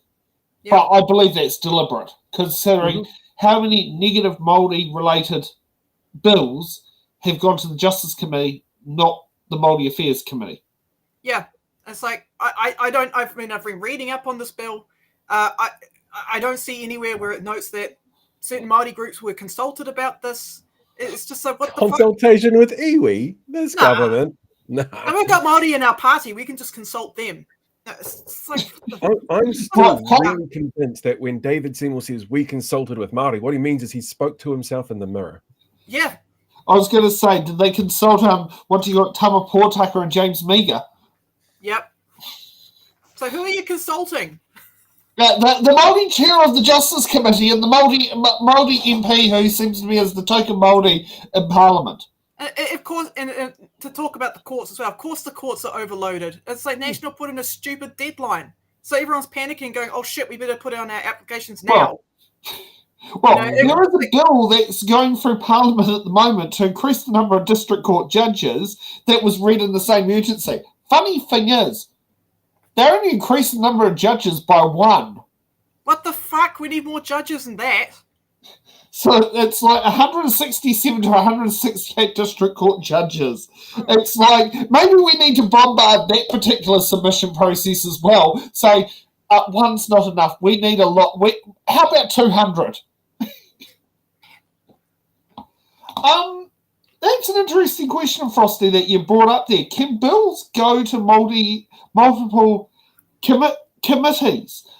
I don't know. Good question. I assume it can only go to one Select Committee. Yeah, I don't know myself. I can't say I've come across it ever being sent to multiple. Yeah, I mean, because I know you can send a bill to a specialist committee, as was done earlier in the show with the Parliament bill, but a whether it could be, say, sent to the Māori Affairs Select Committee and the Justice Select Committee, I don't know. But then also at the same time, many of the members could cross the boat, both of them. So, yeah, it's a... I don't know. That's a phone a friend question. I'm going to send a text message to Greg O'Connor while we're in the show, and I'll see what he says actually back. So let's kick off with Steve Abel, because this will be quite interesting to see where the Greens sit. In the House today, the confiscation followed by the exploitation. The bill before us today, the Takutai Moana Amendment Bill, is the raupatu, the confiscation, and it will be shortly followed by the Crown Minerals Amendment Bill, which is the ban on oil bill revocation bill, and that is the exploitation. I wonder at this idea, Madam Speaker, that we are in a post-colonial era, because I think the test of whether we are is to answer the question, are the patterns and processes and means of colonisation still being practised? First confiscation followed by exploitation. As part of the long habit of colonisation. New Zealand's first oil well was drilled in 1865 in Taranaki on land confiscated from Māori. That's true, Mr. Abel, but this is the next bill that can you speak about this bill? I am, yeah. I'm speaking about the Takutai I know you're Moana. speaking about them both, but then you've gone on to oil, so can we please bring it back to the Moana? Sure, and I guess, Madam Speaker, can I clarify, am I able to speak about what I believe are the intentions underlying the Takutai Moana bill, which is to extinguish Māori customary rights so as to facilitate exploitation Yes, and of that's resources? related to the bill, so that's, you are. Yes, that is what I'm speaking of. Thank you, Madam Speaker. I would say that is part of the long habit of colonisation, is that you have to first acquire the resources before you can exploit them. And so the confiscation comes first before the exploitation. The whole invasion of the Waikato, Madam Speaker, by Governor Gray was to access the land that Māori were very effectively being productive on, highly productive land as far as the eye could see, exports to California and to Australia. And Gray built the Great South Road, and he came and took that land, and then it was exploited and handed out indeed to the very troops who had committed the atrocities by which the land was acquired. And we have spoken here in this House, Madam Speaker, with grave remorse on the treaty settlement speeches about the wrongness of those raupatu. But like an apologetic recidivist abuser who says, I'm sorry, I won't do it again, here we are, this government is doing it again. This is a raupatu of Māori customary rights. 20 years since the foreshore and seabed legislation, there is a sinister symmetry today in the House, Madam Speaker. And in 2004, the foreshore and seabed extinguished Māori rights and asserted Crown domination of the marine coastal environment. And shortly after, in 2006, a swathe of new oil and gas exploration permits were issued by Harry Deinhoven, the Minister at the time. First confiscation, then exploitation. Those same permits were relinquished because of the campaigns by members of the community and iwi and Alliance who got those oil exploration companies to relinquish their permits one by one against the public resistance. The ocean is a taonga to tangata whenua Māori. Access to it is their right under tino rangatiratanga. The destruction of nature is part of the pattern of colonisation. Here today, yet another bill that takes away that fundamental customary right of Māori to their Takutai Moana and makes way for its exploitation and its destruction. I want to read, Madam Speaker, from the finding of the Waitangi Tribunal on this piece of legislation. At present, the Crown's actions are such a gross breach of the treaty that if it proceeds, these amendments would be an illegitimate exercise of kawanatanga. We caution the Crown that on the strength of the evidence we have received, to proceed now on its current course will significantly endanger the Māori-Crown relation. Now, Madam Speaker, Te Tiriti o Waitangi is fundamentally about relationship. If you continually eat away and take a sledgehammer to the foundation of our nation in that founding agreement, you fundamentally harm the basic relationship on which our nation is built.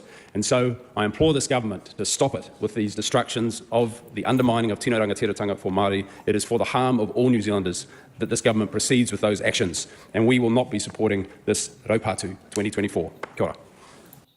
But a leftist infighting there, bringing up Harry in the 2004 Act. Yeah, does anyone know that about Harry? Because he was a member of Labour. What was he the minister of again? Was it? That was the MP for New Plymouth who had Dutch citizenship and got into a bit of shit over that.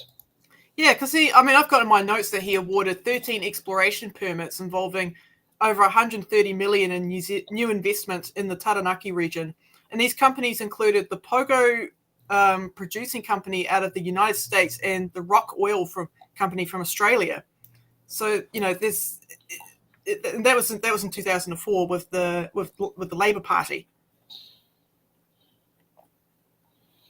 Yeah, it doesn't say much about what he was minister of. All I know is he got he was in the shit about his citizenship because he had Dutch citizenship, but it expired. It was something he didn't renew a passport at some point, so it expired. Then he reapplied for it and then realised he breached the Act because he was an MP concurrently at the same time. It did says that he served as a minister outside of Cabinet, which was Associate Minister of Transport, and then later Minister of Transport Safety and Associate Minister of of Energy until he got booted out in 2008, and he was one of those MPs who were electorate only. So yeah, but yeah, it says very little. I mean, it did also state the fact that he was the mayor of New Plymouth. Yep. And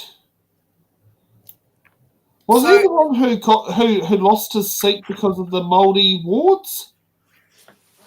I'm not sure. I think that was that's Andrew Judd, the next mayor. Yeah, I don't know. So there's a question that keeps coming up in the chat, and Steve keeps referring to this as raupatu.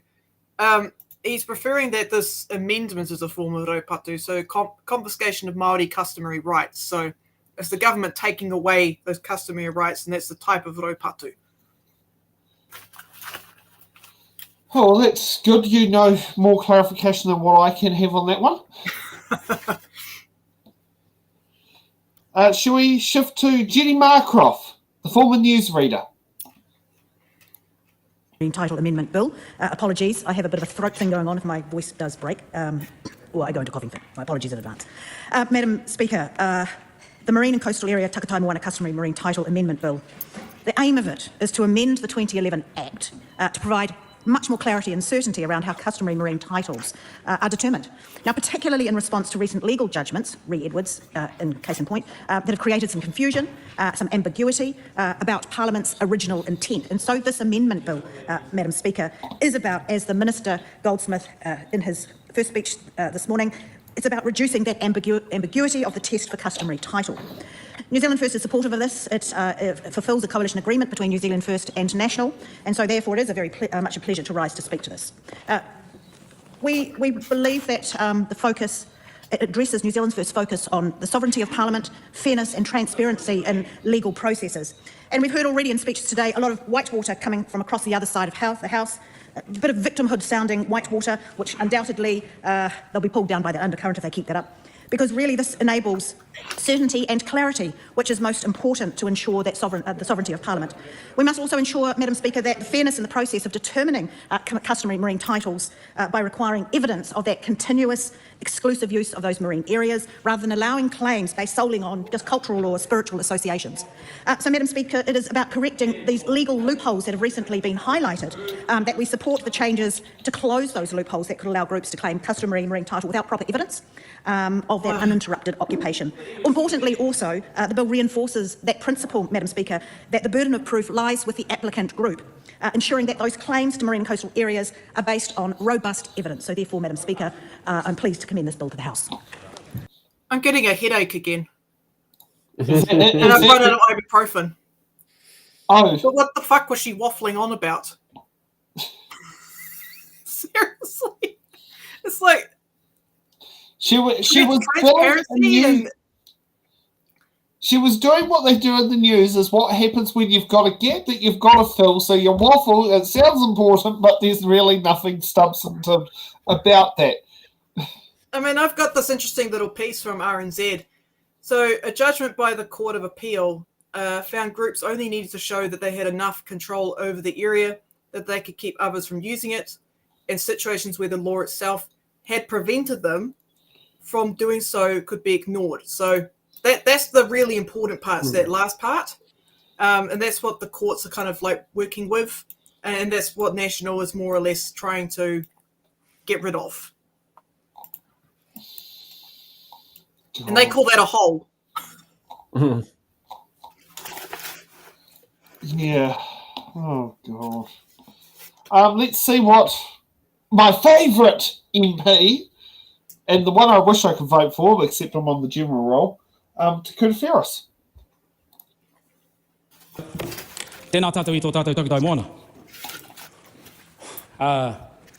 Ka tīmata ake ahau i te oroko hanga mai o te noho o te iwi Māori i runga i ona whenua, i runga i ona Moana. Te mana tuku iho o taua nohonga mai i whakauhia i roto i ngā māramatanga, ngā mōhiotanga, ngā mātauranga, ngā mahi, a ngā mātua tīpuna, kaua i roto i tētahi tuhinga. Kaua ko te whakaputanga, kaua ko te tiriti o Waitangi, kaua ko tētahi ture no tēnei whare.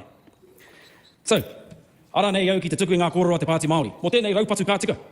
Tēnei raupatu kā tika, i timata i oroko mai i te tau 2004, nā te ringaringa o te Pāti Reipa. Ai, i tohea e te Pāti Māori, i whakamāmāhia i roto i ngā kawenga o te nā hinara i raro i a ki. Engari ki hai te mana o te Māori hoki mai. Engari ko tāku te ki atu ki te whare nei, ki hai te mana o te Māori i ngaro i te tuatai. So, if I go back to where this trouble all started, just to clarify a few things up for some people in this house, 2004, the then Labour government passes a bill they were told not to. And they directly went and extinguished a right that Māori had that pre-existed any other agreement. The right that Māori had pre-existed the Declaration of Independence, the right that Māori had pre-existed the Tiriti o Waitangi, and the right that Māori had pre-existed any law that this House ever made. And that right is still there today, regardless of what piece of paper has some information on it about who owns the Takutai Moana. So that happened in 2004. It's one of the biggest land confiscations in this country's history. I'll tell you how big it was. 15,000 kilometres of coastline, 12 nautical miles out. That's 333,360 kilometres confiscated in one go in 2004. Not 1904, 1804, 2004. So the Pāti Māori comes along and fights for that and gets it dumbed down a little. Yeah, he was there, bloody hua. Gets it dumbed down a little to become the MACA, the Marine Area and Coastal Area Claims. And, Gareth Morgan describes this as a stroke of key genius. We'll say nobody owns it. And we'll say that the Māori have to get over this test, quite a high test, prove that you've been there forever. Well, it was quite a high test, and what do you know? Māori got over it. Oh, well, we can't have that, can we? No. So along comes the new national government and says, right, we'll just hike it up some more. You just couldn't write a movie script about this stuff. And I hear the minister going on about customary marine rights come with valuable marine rights. Well, yes, that's right. And we know that those valuable marine rights are what you're most concerned with. And that the test will be exclusive use. Well, I consider the government to be an applicant in putting their case forward to have ownership of the foreshore and seabed, the Takutai Moana, in their name. So why don't you come and prove to us that any iwi rohe moana has ever shrunk since 1840, because they haven't. And iwi have the right to go anywhere within their rohe moana, uninterrupted, unimpeded, today. Yeah. And now Parliament's the judge of the judicial system, because those cheeky Māoris managed to get over all your hurdles and pass the test. It is ridiculous. The balance, The balance that the Minister speaks about. A delicate balance between all parties who have an interest in the foreshore and seabed.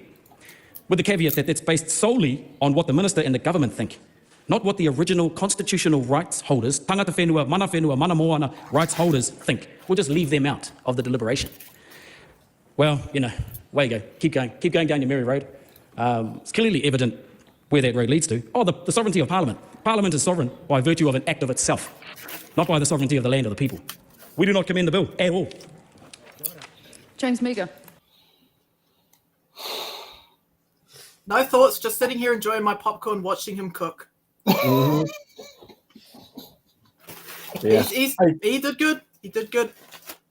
Yeah, and he knows what he's talking about here. He's on the Justice Select Committee, I think, as well. Yes, he is. Yes. So he will be in the Select Committee process as this goes through, because it's in the wrong committee, but he's in the right place for it. He's out there spilling all the tea. Oh, yeah. Yeah, absolutely. One of the things I love about Takuta is that he just by being himself, he annoys certain members of the coalition.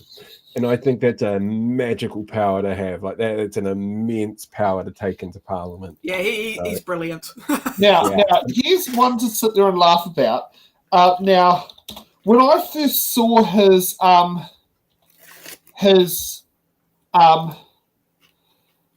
campaign picture in 2020, this is who I thought he looked. This is who he reminded. Oh, where is it? It's meant to be that one there. No. What just happened on here? The apocalypse. But while you're looking for that, I'm going to put in a blatant pitch that tomorrow I'm actually sitting down to do an interview with Takuta for next week's Behind the Walls. So if people have any questions, they can jump over to my YouTube page and check out the community section and just leave a question there, and under one of the many comments that we've got with his image on there, Very keen to know what people would like to hear from him. Oh, can you ask him on my behalf why he's such a giga Chad?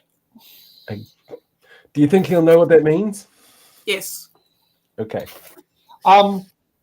He looks very similar to Australian actor Luke Patrick, who played Frank Warner on Shortland Street.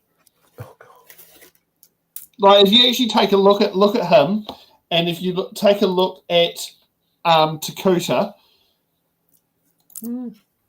you see what I mean. Like, you can see not the most flattering freeze frame there, but yeah, you can see how they look similar, even that they, like, one's Māori, born proudly in New Zealand, and the other one's was an Australian who I don't think has any Māori ancestry links. Like, he never actually acted in New Zealand until his on-screen, another triplet of the same lot of the on-screen character, the two were always mistaken as twins at acting school. So when one of them got the role on Shortland Street, the other one said, "Oh, if you're going to cast someone that's going to be one of my triplets, this is who you should cast, because we always got mistaken for twins." But yeah, are you gonna cover Willie Jackson, because he's always a good time? Yeah, we can cover Willie Jackson. Shall we cover James Meagher first? Yep. Obviously, I support this bill, and as the Chair of the Justice Committee, I look forward to considering it when it makes its way through to us shortly. The first of 5 new bills we'll be possibly considering over the next wee while. So I probably did comment to the Minister that members of the Justice Committee were hungry for work, and he took that to heart and is obliged. So I look forward to being able to consider this bill when it comes to us in a manner of moments. Madam Speaker, every member in this House should be supporting this bill, and it is for the single reason that this bill reasserts parliamentary supremacy and reasserts the sovereignty of this House. The background of the bill is very, very straightforward. In 2004, this House, under a Labor government, enacted the Foreshore and Seabed Act in response to a judicial decision in Ngāti Apa. That act legislated over top of Ngāti Apa. In 2011, this House, this time under National, enacted the Marine and Coastal Area Takutai Moana Act to repeal that Foreshore and Seabed Act. MACA contains a clear test for obtaining customary title, and Parliament's intent when it passed that bill was very, very clear from the content of the words in the statute and the context of the time in which it was enacted when the law was passed. The courts have since that point chosen to interpret MACA in a different way, in a way which we believe is contrary to the intention of Parliament. So the constitutionally proper response that every single member in this House should support is for Parliament to pass a law and make its intent clear to the courts. That is the constitutionally proper way of approaching this issue, and that is what we're doing today, regardless of what members think of the substantive content of the bill. Any member of this House that takes their role seriously as defenders of parliamentary sovereignty and as defenders of the democratically elected branch of government will support this bill. It is Parliament's role to make the laws in this country. It is Parliament's role to unmake the laws, and that is what we're doing with this bill today. Madam Speaker, I'll just make one comment because we may receive a few submissions on this bill. I would encourage those individuals who do choose to make a submission to use the parliamentary function when doing so. It makes the job of the House, it makes the job of the Clerk of Committee much, much easier when submitters use the formal function through the parliamentary website. So those individuals, those groups, those organisations out there who are gathering support and gathering submissions, whether they be form submissions or whether they be individualised submissions, please use the parliamentary process. It makes the job a lot easier. It means we can hear more submissions throughout the whole process, and I encourage people to have their voice heard. Madam Speaker, this is the bill that is the appropriate way to respond to the relationship between this House and the judiciary, and I commend it to the House. I've never seen someone lick boots as intensely as him. Yeah. It's like, I'm sorry, my guy, the majority of our ancestors, including my own ancestor, Iwiko, signed Te Tiriti, not the treaty. Okay, we signed the Te Reo Māori version. Use that. Apply that, please. It's a really interesting thing to look at how the use of those two terms come into play. I'm doing a talk up in Whangarei in November, and one of the things that they came to me with was, any of the promotional material that you make, can you please call it the treaty? We know it's Te Tiriti. We know what was signed, but the aim for this talk series is to get people who might be a little bit scared of calling it Te Tiriti, who have a bit of a reservation about, it's the treaty versus Te Tiriti and that kind of stuff, and bring them in to sort of go on this journey as to what Te Tiriti actually is. So we're making a really specific choice to call it the treaty in our marketing to bring those people in. It's fascinating to see how that different language use really speaks to different audiences and different listeners out there. The one that I found really interesting, though, with his talk, with Meagher's talk, was encouraging people to go through the parliamentary process to make these submissions. This is the kind of thing that Hobson's Pledge, the Taxpayers Union, all of these AstroTurf groups out there, these Atlas-funded organisations are really good at going, here's a form letter, just give us your details and we'll send it on your behalf, which spams the parliamentary services, but doesn't bring anything new to the discussion. It doesn't bring other people's perspectives. And MPs, I'm really glad to see MPs from across the spectrum getting pissed off with it and saying, no, go through the process. Let's hear what your voice is, no matter what your opinion is. Your voice is the important one, not the voice of the ghost of Don Brash. Like, what the hell is he going on about with parliamentary supremacy? Like, dude, chill. Where does it say parliamentary supremacy in the Titiriti? Yeah, parliamentary supremacy as an idea only works if you believe that Māori ceded sovereignty. Yeah, it doesn't work under Titiriti. No. He is right about that, about the parliamentary process of, like, can you use their website? He is right. Or you email them. I did have to do that one submission because I didn't actually hit send on the computer before the deadline. So I emailed and they actually accepted the submission, which was the election review one, which actually was one of the ones they actually came across that clearly they took actually seriously, because they actually read. I could tell when I was at select committee, they actually read the submission because they were asking me questions that were relevant within the submission. So yeah, but yes, when you get those taxpayers union ones or Hobson's Pledge, yes, they do feel a bit extra turfed. Oh yeah, I mean, it's like. Sorry. Go ahead. No, go ahead, Laura. Okay. It's like with that Hobson's Pledge ad in the Herald, right? Yeah. It's like they talked about the customary marine titles, but they provided no explanation of what they do or what they are or how people apply for them or where we're at with them. You know, they didn't provide any information. It just said, look, scary. Māori people, brown, sea, foreshore. Got to stop the brown people. And it's like, for fuck's sake. I'm sorry, by the way, people that are listening. I get very animated and start swearing when I get animated. But yeah, this is very frustrating for me. Yeah. I was going to say very much the same thing. Well, let's get on frustration. Let's get to Willie Jackson. Yes.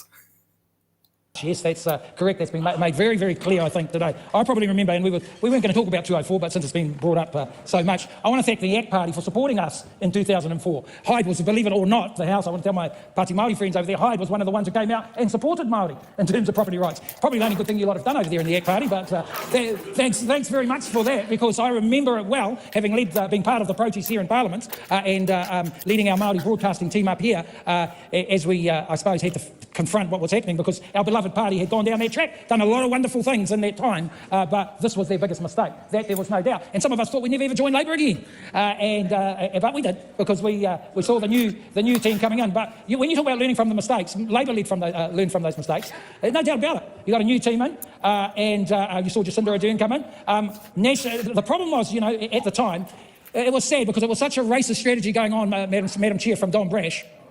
And national, no, they want to front up to the past too, Madam Chair. We had a national racist campaign happening from Brash and his mates. Sadly, our mates in Labour panicked at the time, and we come out with this rotten legislation led by the Māori Party President John Tamahere in 2004. Yes, the Pāti Māori know that. John Tamahere led the line in terms of foreshore and seabed. We all like to have sort of selective memory loss at different times. JT led that. Māoridom rallied against it because we said we had rights, Madam Speaker, I should say. We said we had rights, and we wanted access to the courts. They were denied. Then the courts were opened up, and now we've got an opportunity in the courts, and now we're saying no to the courts. We want to turn it all around. And I heard Mr. Miga saying, you know, this is great because every member in Parliament must support this because it gives Parliament, government their sovereign rights. Here's the problem, Madam Speaker. What happens if we've got a few maniacs in Parliament?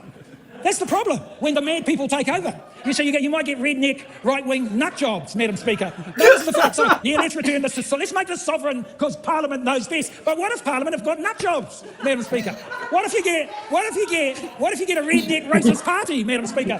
Yeah, imagine a redneck racist party turning up and going to Minister Goldsmith, who found his Māori language last week, forgot it 3 weeks ago, but for last week he became the great supporter of Te Wiki o Te Reo. This is the problem that we have, is that a lot of our people, I mean, I can't say I don't trust Parliament, because I do, although I've got a few questions at the moment, but I'm still sort of trusting us. But when the mad people take over, what then? That's what the people are saying out there. So what do Māori want to do? What do you? Be quiet, Jenny Markroft, because we know Winston Peters' line back in 2004. We knew his line was deny Māori the opportunity to go to the court, right? Then he changes, Shane Jones changes, you're a bunch of hypocrites. Oh, no, I won't go down that track. No, don't go down there. I won't go down that track.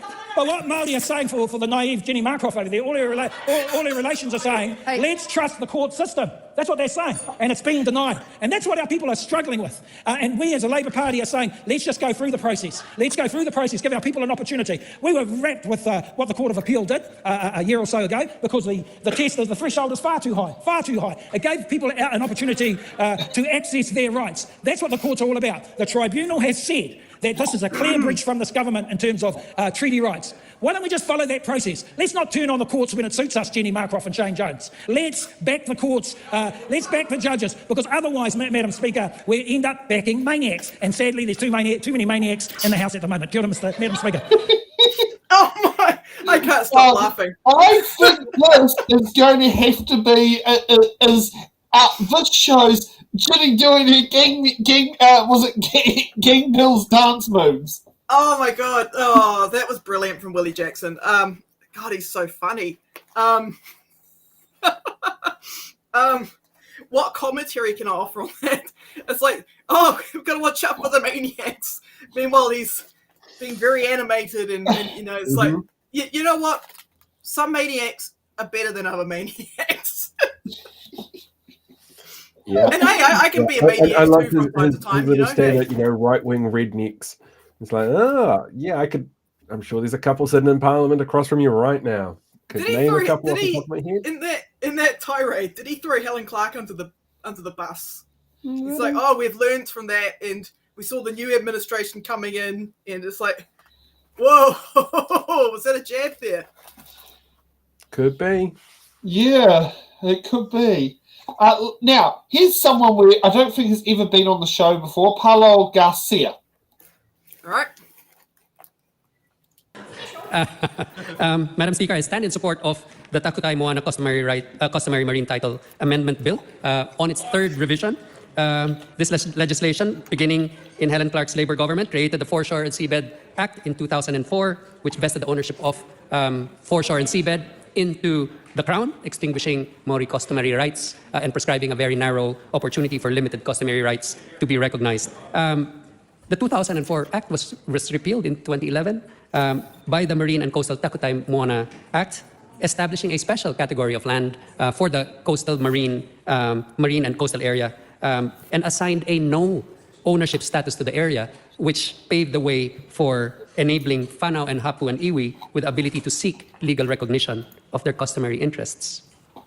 Madam Speaker, the amendment bill deals with the Court of Appeals decision that appears to have misinterpreted the Act, the 2011 Act. The scope of the court's decision-making is really to apply law as it stood at the time a claim is made. And on this basis, it seems that there is an imperative for this bill, amendment bill, to restore Parliament's original intent in the making of the 2011 Act. So, Madam Speaker, what the amendment bill does now is to clarify and further define the exclusive use and occupation and substantial interruption words of the 2011 Act, so that there is added clarity, and with the added clarity, the opportunity to align marine titles more closely with tikanga and address concerns raised by the courts. The new provisions establish a more transparent process and a more clearly defined pathway for claims to be decided. Madam Speaker, I commend this bill to the House. So that's Auntie Gwen's local MP. Mm-hmm. So the first time she's had a national person as a local MP since she moved into the House 70 years ago. Oh, God. So I'm going to teach you guys a new word that Paolo will know. It's called makalet, and it's actually a Tagalog word for stubborn. It is exactly what the National Party is when it comes to anything like this. They are very, very makalet. I get called it an awful lot. One of the interesting things about where he comes from, though, within the Philippines itself, it's thousands of islands, and almost every single one of those islands had its own indigenous cultures, which over the years have been homogenized. They've lost their languages, they've lost their heritage, their traditions. When the Spanish invaded, when the Japanese invaded, when the Americans came in. And so as a culture, it's a really unique one to look at in terms of how it's evolved to where it is now, when you compare it side by side to where we are, where we have, it's not perfect, but we have that document, we have Te Tiriti to help us work through what these steps are to make sure everybody can basically live in the country together one way or the other. So to go in as somebody who comes from a country where everything has been taken away from Indigenous people and homogenized and changed to fit the narrative for colonizers, to turn around and go, well, we just want to go back and put it into that narrative space where colonizers are dictating what happens to Indigenous people, it actually feels kind of off and awkward to watch if you have a bigger context there as to where he's come from and where he's discussing things at the moment. Incredibly makalet. Now, for those who are wondering, and if you want to, you can sit down there and send a thanks to Greg O'Connor. Greg O'Connor has got back to me. A bill technically cannot be sent to two select committees, but what can happen is it can be sent to a select committee, or was it? Oh, no, what did he say? He sat there and said, was it no, but we can sometimes have a joint committee to consider a bill if appropriate. So that could be things like, as an example from earlier in the show, the Parliament Bill Committee. And they also had one over the abortion reform bill back in 2019, which was actually taken as a result of what happened with the euthanasia bill that was given 6 months to the select committee, but it actually took 15 months. So that is something, and actually he was on Greg O'Connor was on the Justice Select Committee at the time the euthanasia bill was going through there and going all over the country to do submissions. Right. Okay. Yeah. That's so. Yeah, thank you, Greg, for that. And even on a Sunday, I can get a response out of Greg. So, yeah, as I say, if there's anything parliamentary speaker type of stuff, Greg is a great person to sit there and know. And if you want to, feel free to tweet and say, thank you, Greg, for the information you provided on the order paper. Cheers, Greg. Yeah, okay. Let's hear what Goldie's got to say in response, as that's what Willie Jackson calls Paul Goldsmith. I move that the Marine and Coastal Area Takutai Moana Customary Marine Title Amendment Bill be reported to the House by 5 December 2020. Actually, let's go to Madam Speaker, I commend this bill to the House. The question is that the motion be agreed to. Those of that opinion will say aye. For the contrary, no. The ayes have it. A party vote is being called for. Please, Clerk, conduct a party vote. New Zealand National. 49 votes in favour. New Zealand Labour. 34 votes opposed. Green Party of Aotearoa New Zealand. 14 votes opposed. ACT New Zealand. 11 votes in favour. New Zealand First. 8 votes in favour. Te Pāti Māori. E ono ngā pōti e whakahea ana I tēnei tui. Darlene? Where did she go? Just a question from the clerk who heard a we do not approve. Could the number of votes also be stated from Te Pāti Māori? E ono ngā pōti whakahea.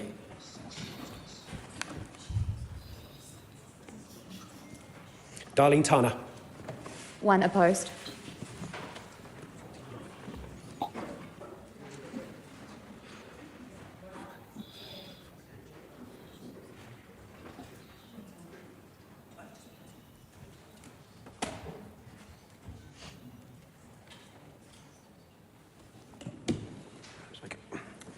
The ayes are 68, the noes are 55. The motion is agreed. The question is... Marine and Coastal Area Takutai Moana Customary Marine Title Amendment Bill, first reading.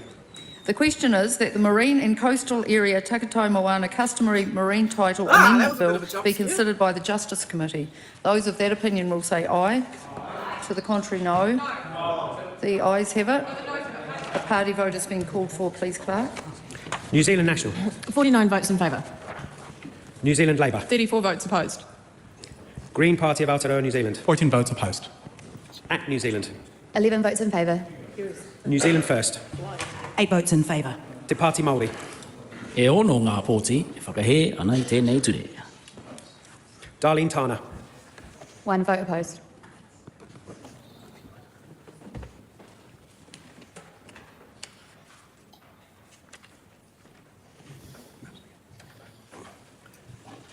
The ayes are 68, the noes are 55. The motion is agreed. Honourable Paul Goldsmith. I move that the Marine and Coastal Area Takutai Moana Customary Marine Title Amendment Bill be reported to the House by 5 December 2024 and that the committee have authority to meet at any time while the House is sitting, except during oral questions, during any evening on a day in which there has been a sitting of the House, on a Friday in a week in which there's been a sitting of the House, and outside the Wellington area, despite Standing Orders 193, 195 and 196. Madam Speaker, as referred to earlier in my speech, the courts have interpreted the test for customary marine titles in ways that have diluted some of the strong requirements that were originally intended by Parliament, which the Government is restoring. All parties to applicants for CMT that are currently in progress have been faced with legal uncertainty for almost a year since the Court of Appeal's decision. We can't afford to wait any longer, and we don't think that it's particularly fair to all involved, which is why we are urgently progressing these amendments. I'm advocating certainty for everyone as soon as possible. The proposed amendments to Section 58 of the Marine and Coastal Area Act are complex, and the Justice Committee is most appropriately equipped to deal with it. I have every confidence in the ability for the Justice Committee, chaired by Mr Mika, to do so. Okay, I think there's a bit of argy-bargy on its way. Yep. You know what's not... Look through here. There's it goes on for quite some time that they debate on where a bill goes, obviously. I was gonna say, you know what's not fair? Making those that are seeking a customary marine title having to prove that they have continuous exclusive use and ownership of that area, that having to have them go through that process again. I don't think that's very fair. Yeah. So, you know, it's nice to see that the government that's in favour of small government or limited government, you know, is standing up for property rights. It's really lovely to see that. Except they're not. They're full of shit. And you have definitely sat down there and basically hit the nail on the head. Well, we're at that time of the show where we remind you when to get your submissions up. Sorry, Laurie, you're about to have your face covered with a bunch of QR codes. I love it. Okay, so the Marine... I like that. I love that. The Marine Coastal Areas Takutai Moana Customary Marine Title Amendment Bill has their submissions closed on the 15th of October. The Crown Minerals Bill. Now this one, you get onto your computer now and you start typing up your submission. That closes this Tuesday at 11:59 p.m. The Social Workers Registration Amendment Bill. God, that QR code's been in the system for ages. Bill closes next Sunday on the 6th of October at 11:59 p.m. And the Taxation's Annual Rates for 2024-2025 Emergency Response and Remedial Measures Bill closes on Wednesday, the 9th of October. So you can get in your submissions for there.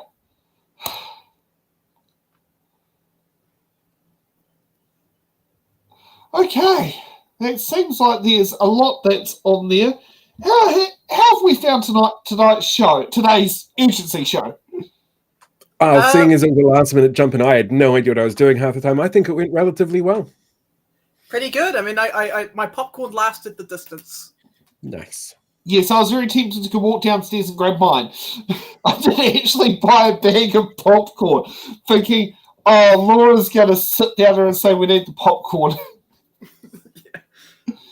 Yeah, so I did buy a bag of popcorn to sit there and basically get with it. I do know that some of the comments in there, Eric was going like, this is a very interesting show. You find out all sorts of things. And That's thank good. you, Eric, for participating this time as a participant watching online rather than a participant as a panelist. It's always good to have people in the different areas.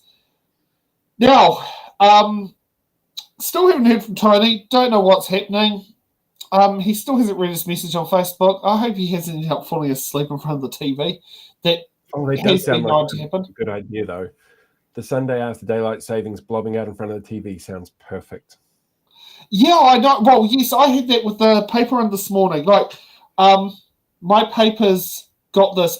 For Frosty, yes, this is streamed on 3 different platforms: Facebook, YouTube, and Twitch. So yeah, and I can I can see it. I think Paul can see it as well because Paul's in his admin, not as participant. But we can actually see the breakdown of the viewerships across the platforms. So yeah, yes, and we did do a weird thing on Patreon today. We did sit down there and say that we're live streaming to Patreon, but it is rebroadcast in the YouTube link. It did sit there and state in order to make it work was to do an unlisted YouTube link. However, it was listed to the public. It's a trial to see what can be done, because we might have to long term. Our plan is possibly for next year is to make the show a Patreon only show, the urgency one, to get you to all become Patreon members. Which I do know. I do believe, Frosty, you have become a Patreon member from what I've seen on there. I think there was you who became one. I'd have to scroll back through the chats because I know someone, one person did ask me for the Patreon link. Now, we will be back here at 8 p.m. tonight, and we will be covering the urgent debate speech of the Dunedin Hospital downgrade, whatever, who knows what's happening. The shovels are already in the ground, absolutely poorly thought out process. We'll be joined by my friend Troy Mihaka, who is used to live in Wellington. We had quite a good political dealings with. It did feel a bit weird when he did stand for the Wellington Party, which I used to always say called the National Party in drag at the 2019 local body elections. He is going to be on there since he's now back in Dunedin, and he's done, I think it was master's degree at Otago. So he will be on there as a born and bred Dunedin, and basically going through doing his bits on there. So we don't tend to usually go into debates. Our focus is bills, but this one is pretty damn vital because it's right next to one of the best medical schools, not just in New Zealand, but actually the world. Anyone who actually sits there and notices it is Otago University is the medical school to go to in the world, including, I know someone in Chile who was looking at studying medicine, and I did sit there and say to him, I go, you thought about Otago? You do speak English, So, yeah, so back here at 8 a.m., not 8 a.m., 8 p.m. I know that daylight savings throws people a little bit, but not by that much. No. I did have to set my alarm an hour early for the paper run this morning. So, yes. And, hey, I may be able to get a picture of today's Sunday start times and see in there wrapped up in its plastic. Yeah, so we will see all you guys back here at 8 o'clock once I've had my spicy dumplings, but we've all had our different dinners. And Paul, thank you for stepping in for Stacey's role. Stacey won't be here for the next, I think it's this weekend, next weekend. I'm not sure if she's back next Sunday because she does this for her sisters, is be that lovely auntie who goes and looks after her nieces and nephews. Nice. So, yes, and her sister has moved to the Hawke's Bay, hence why she is not able to remote get it at the moment. Fair enough. Yeah. If you want to see more of this cat, like, subscribe, and share.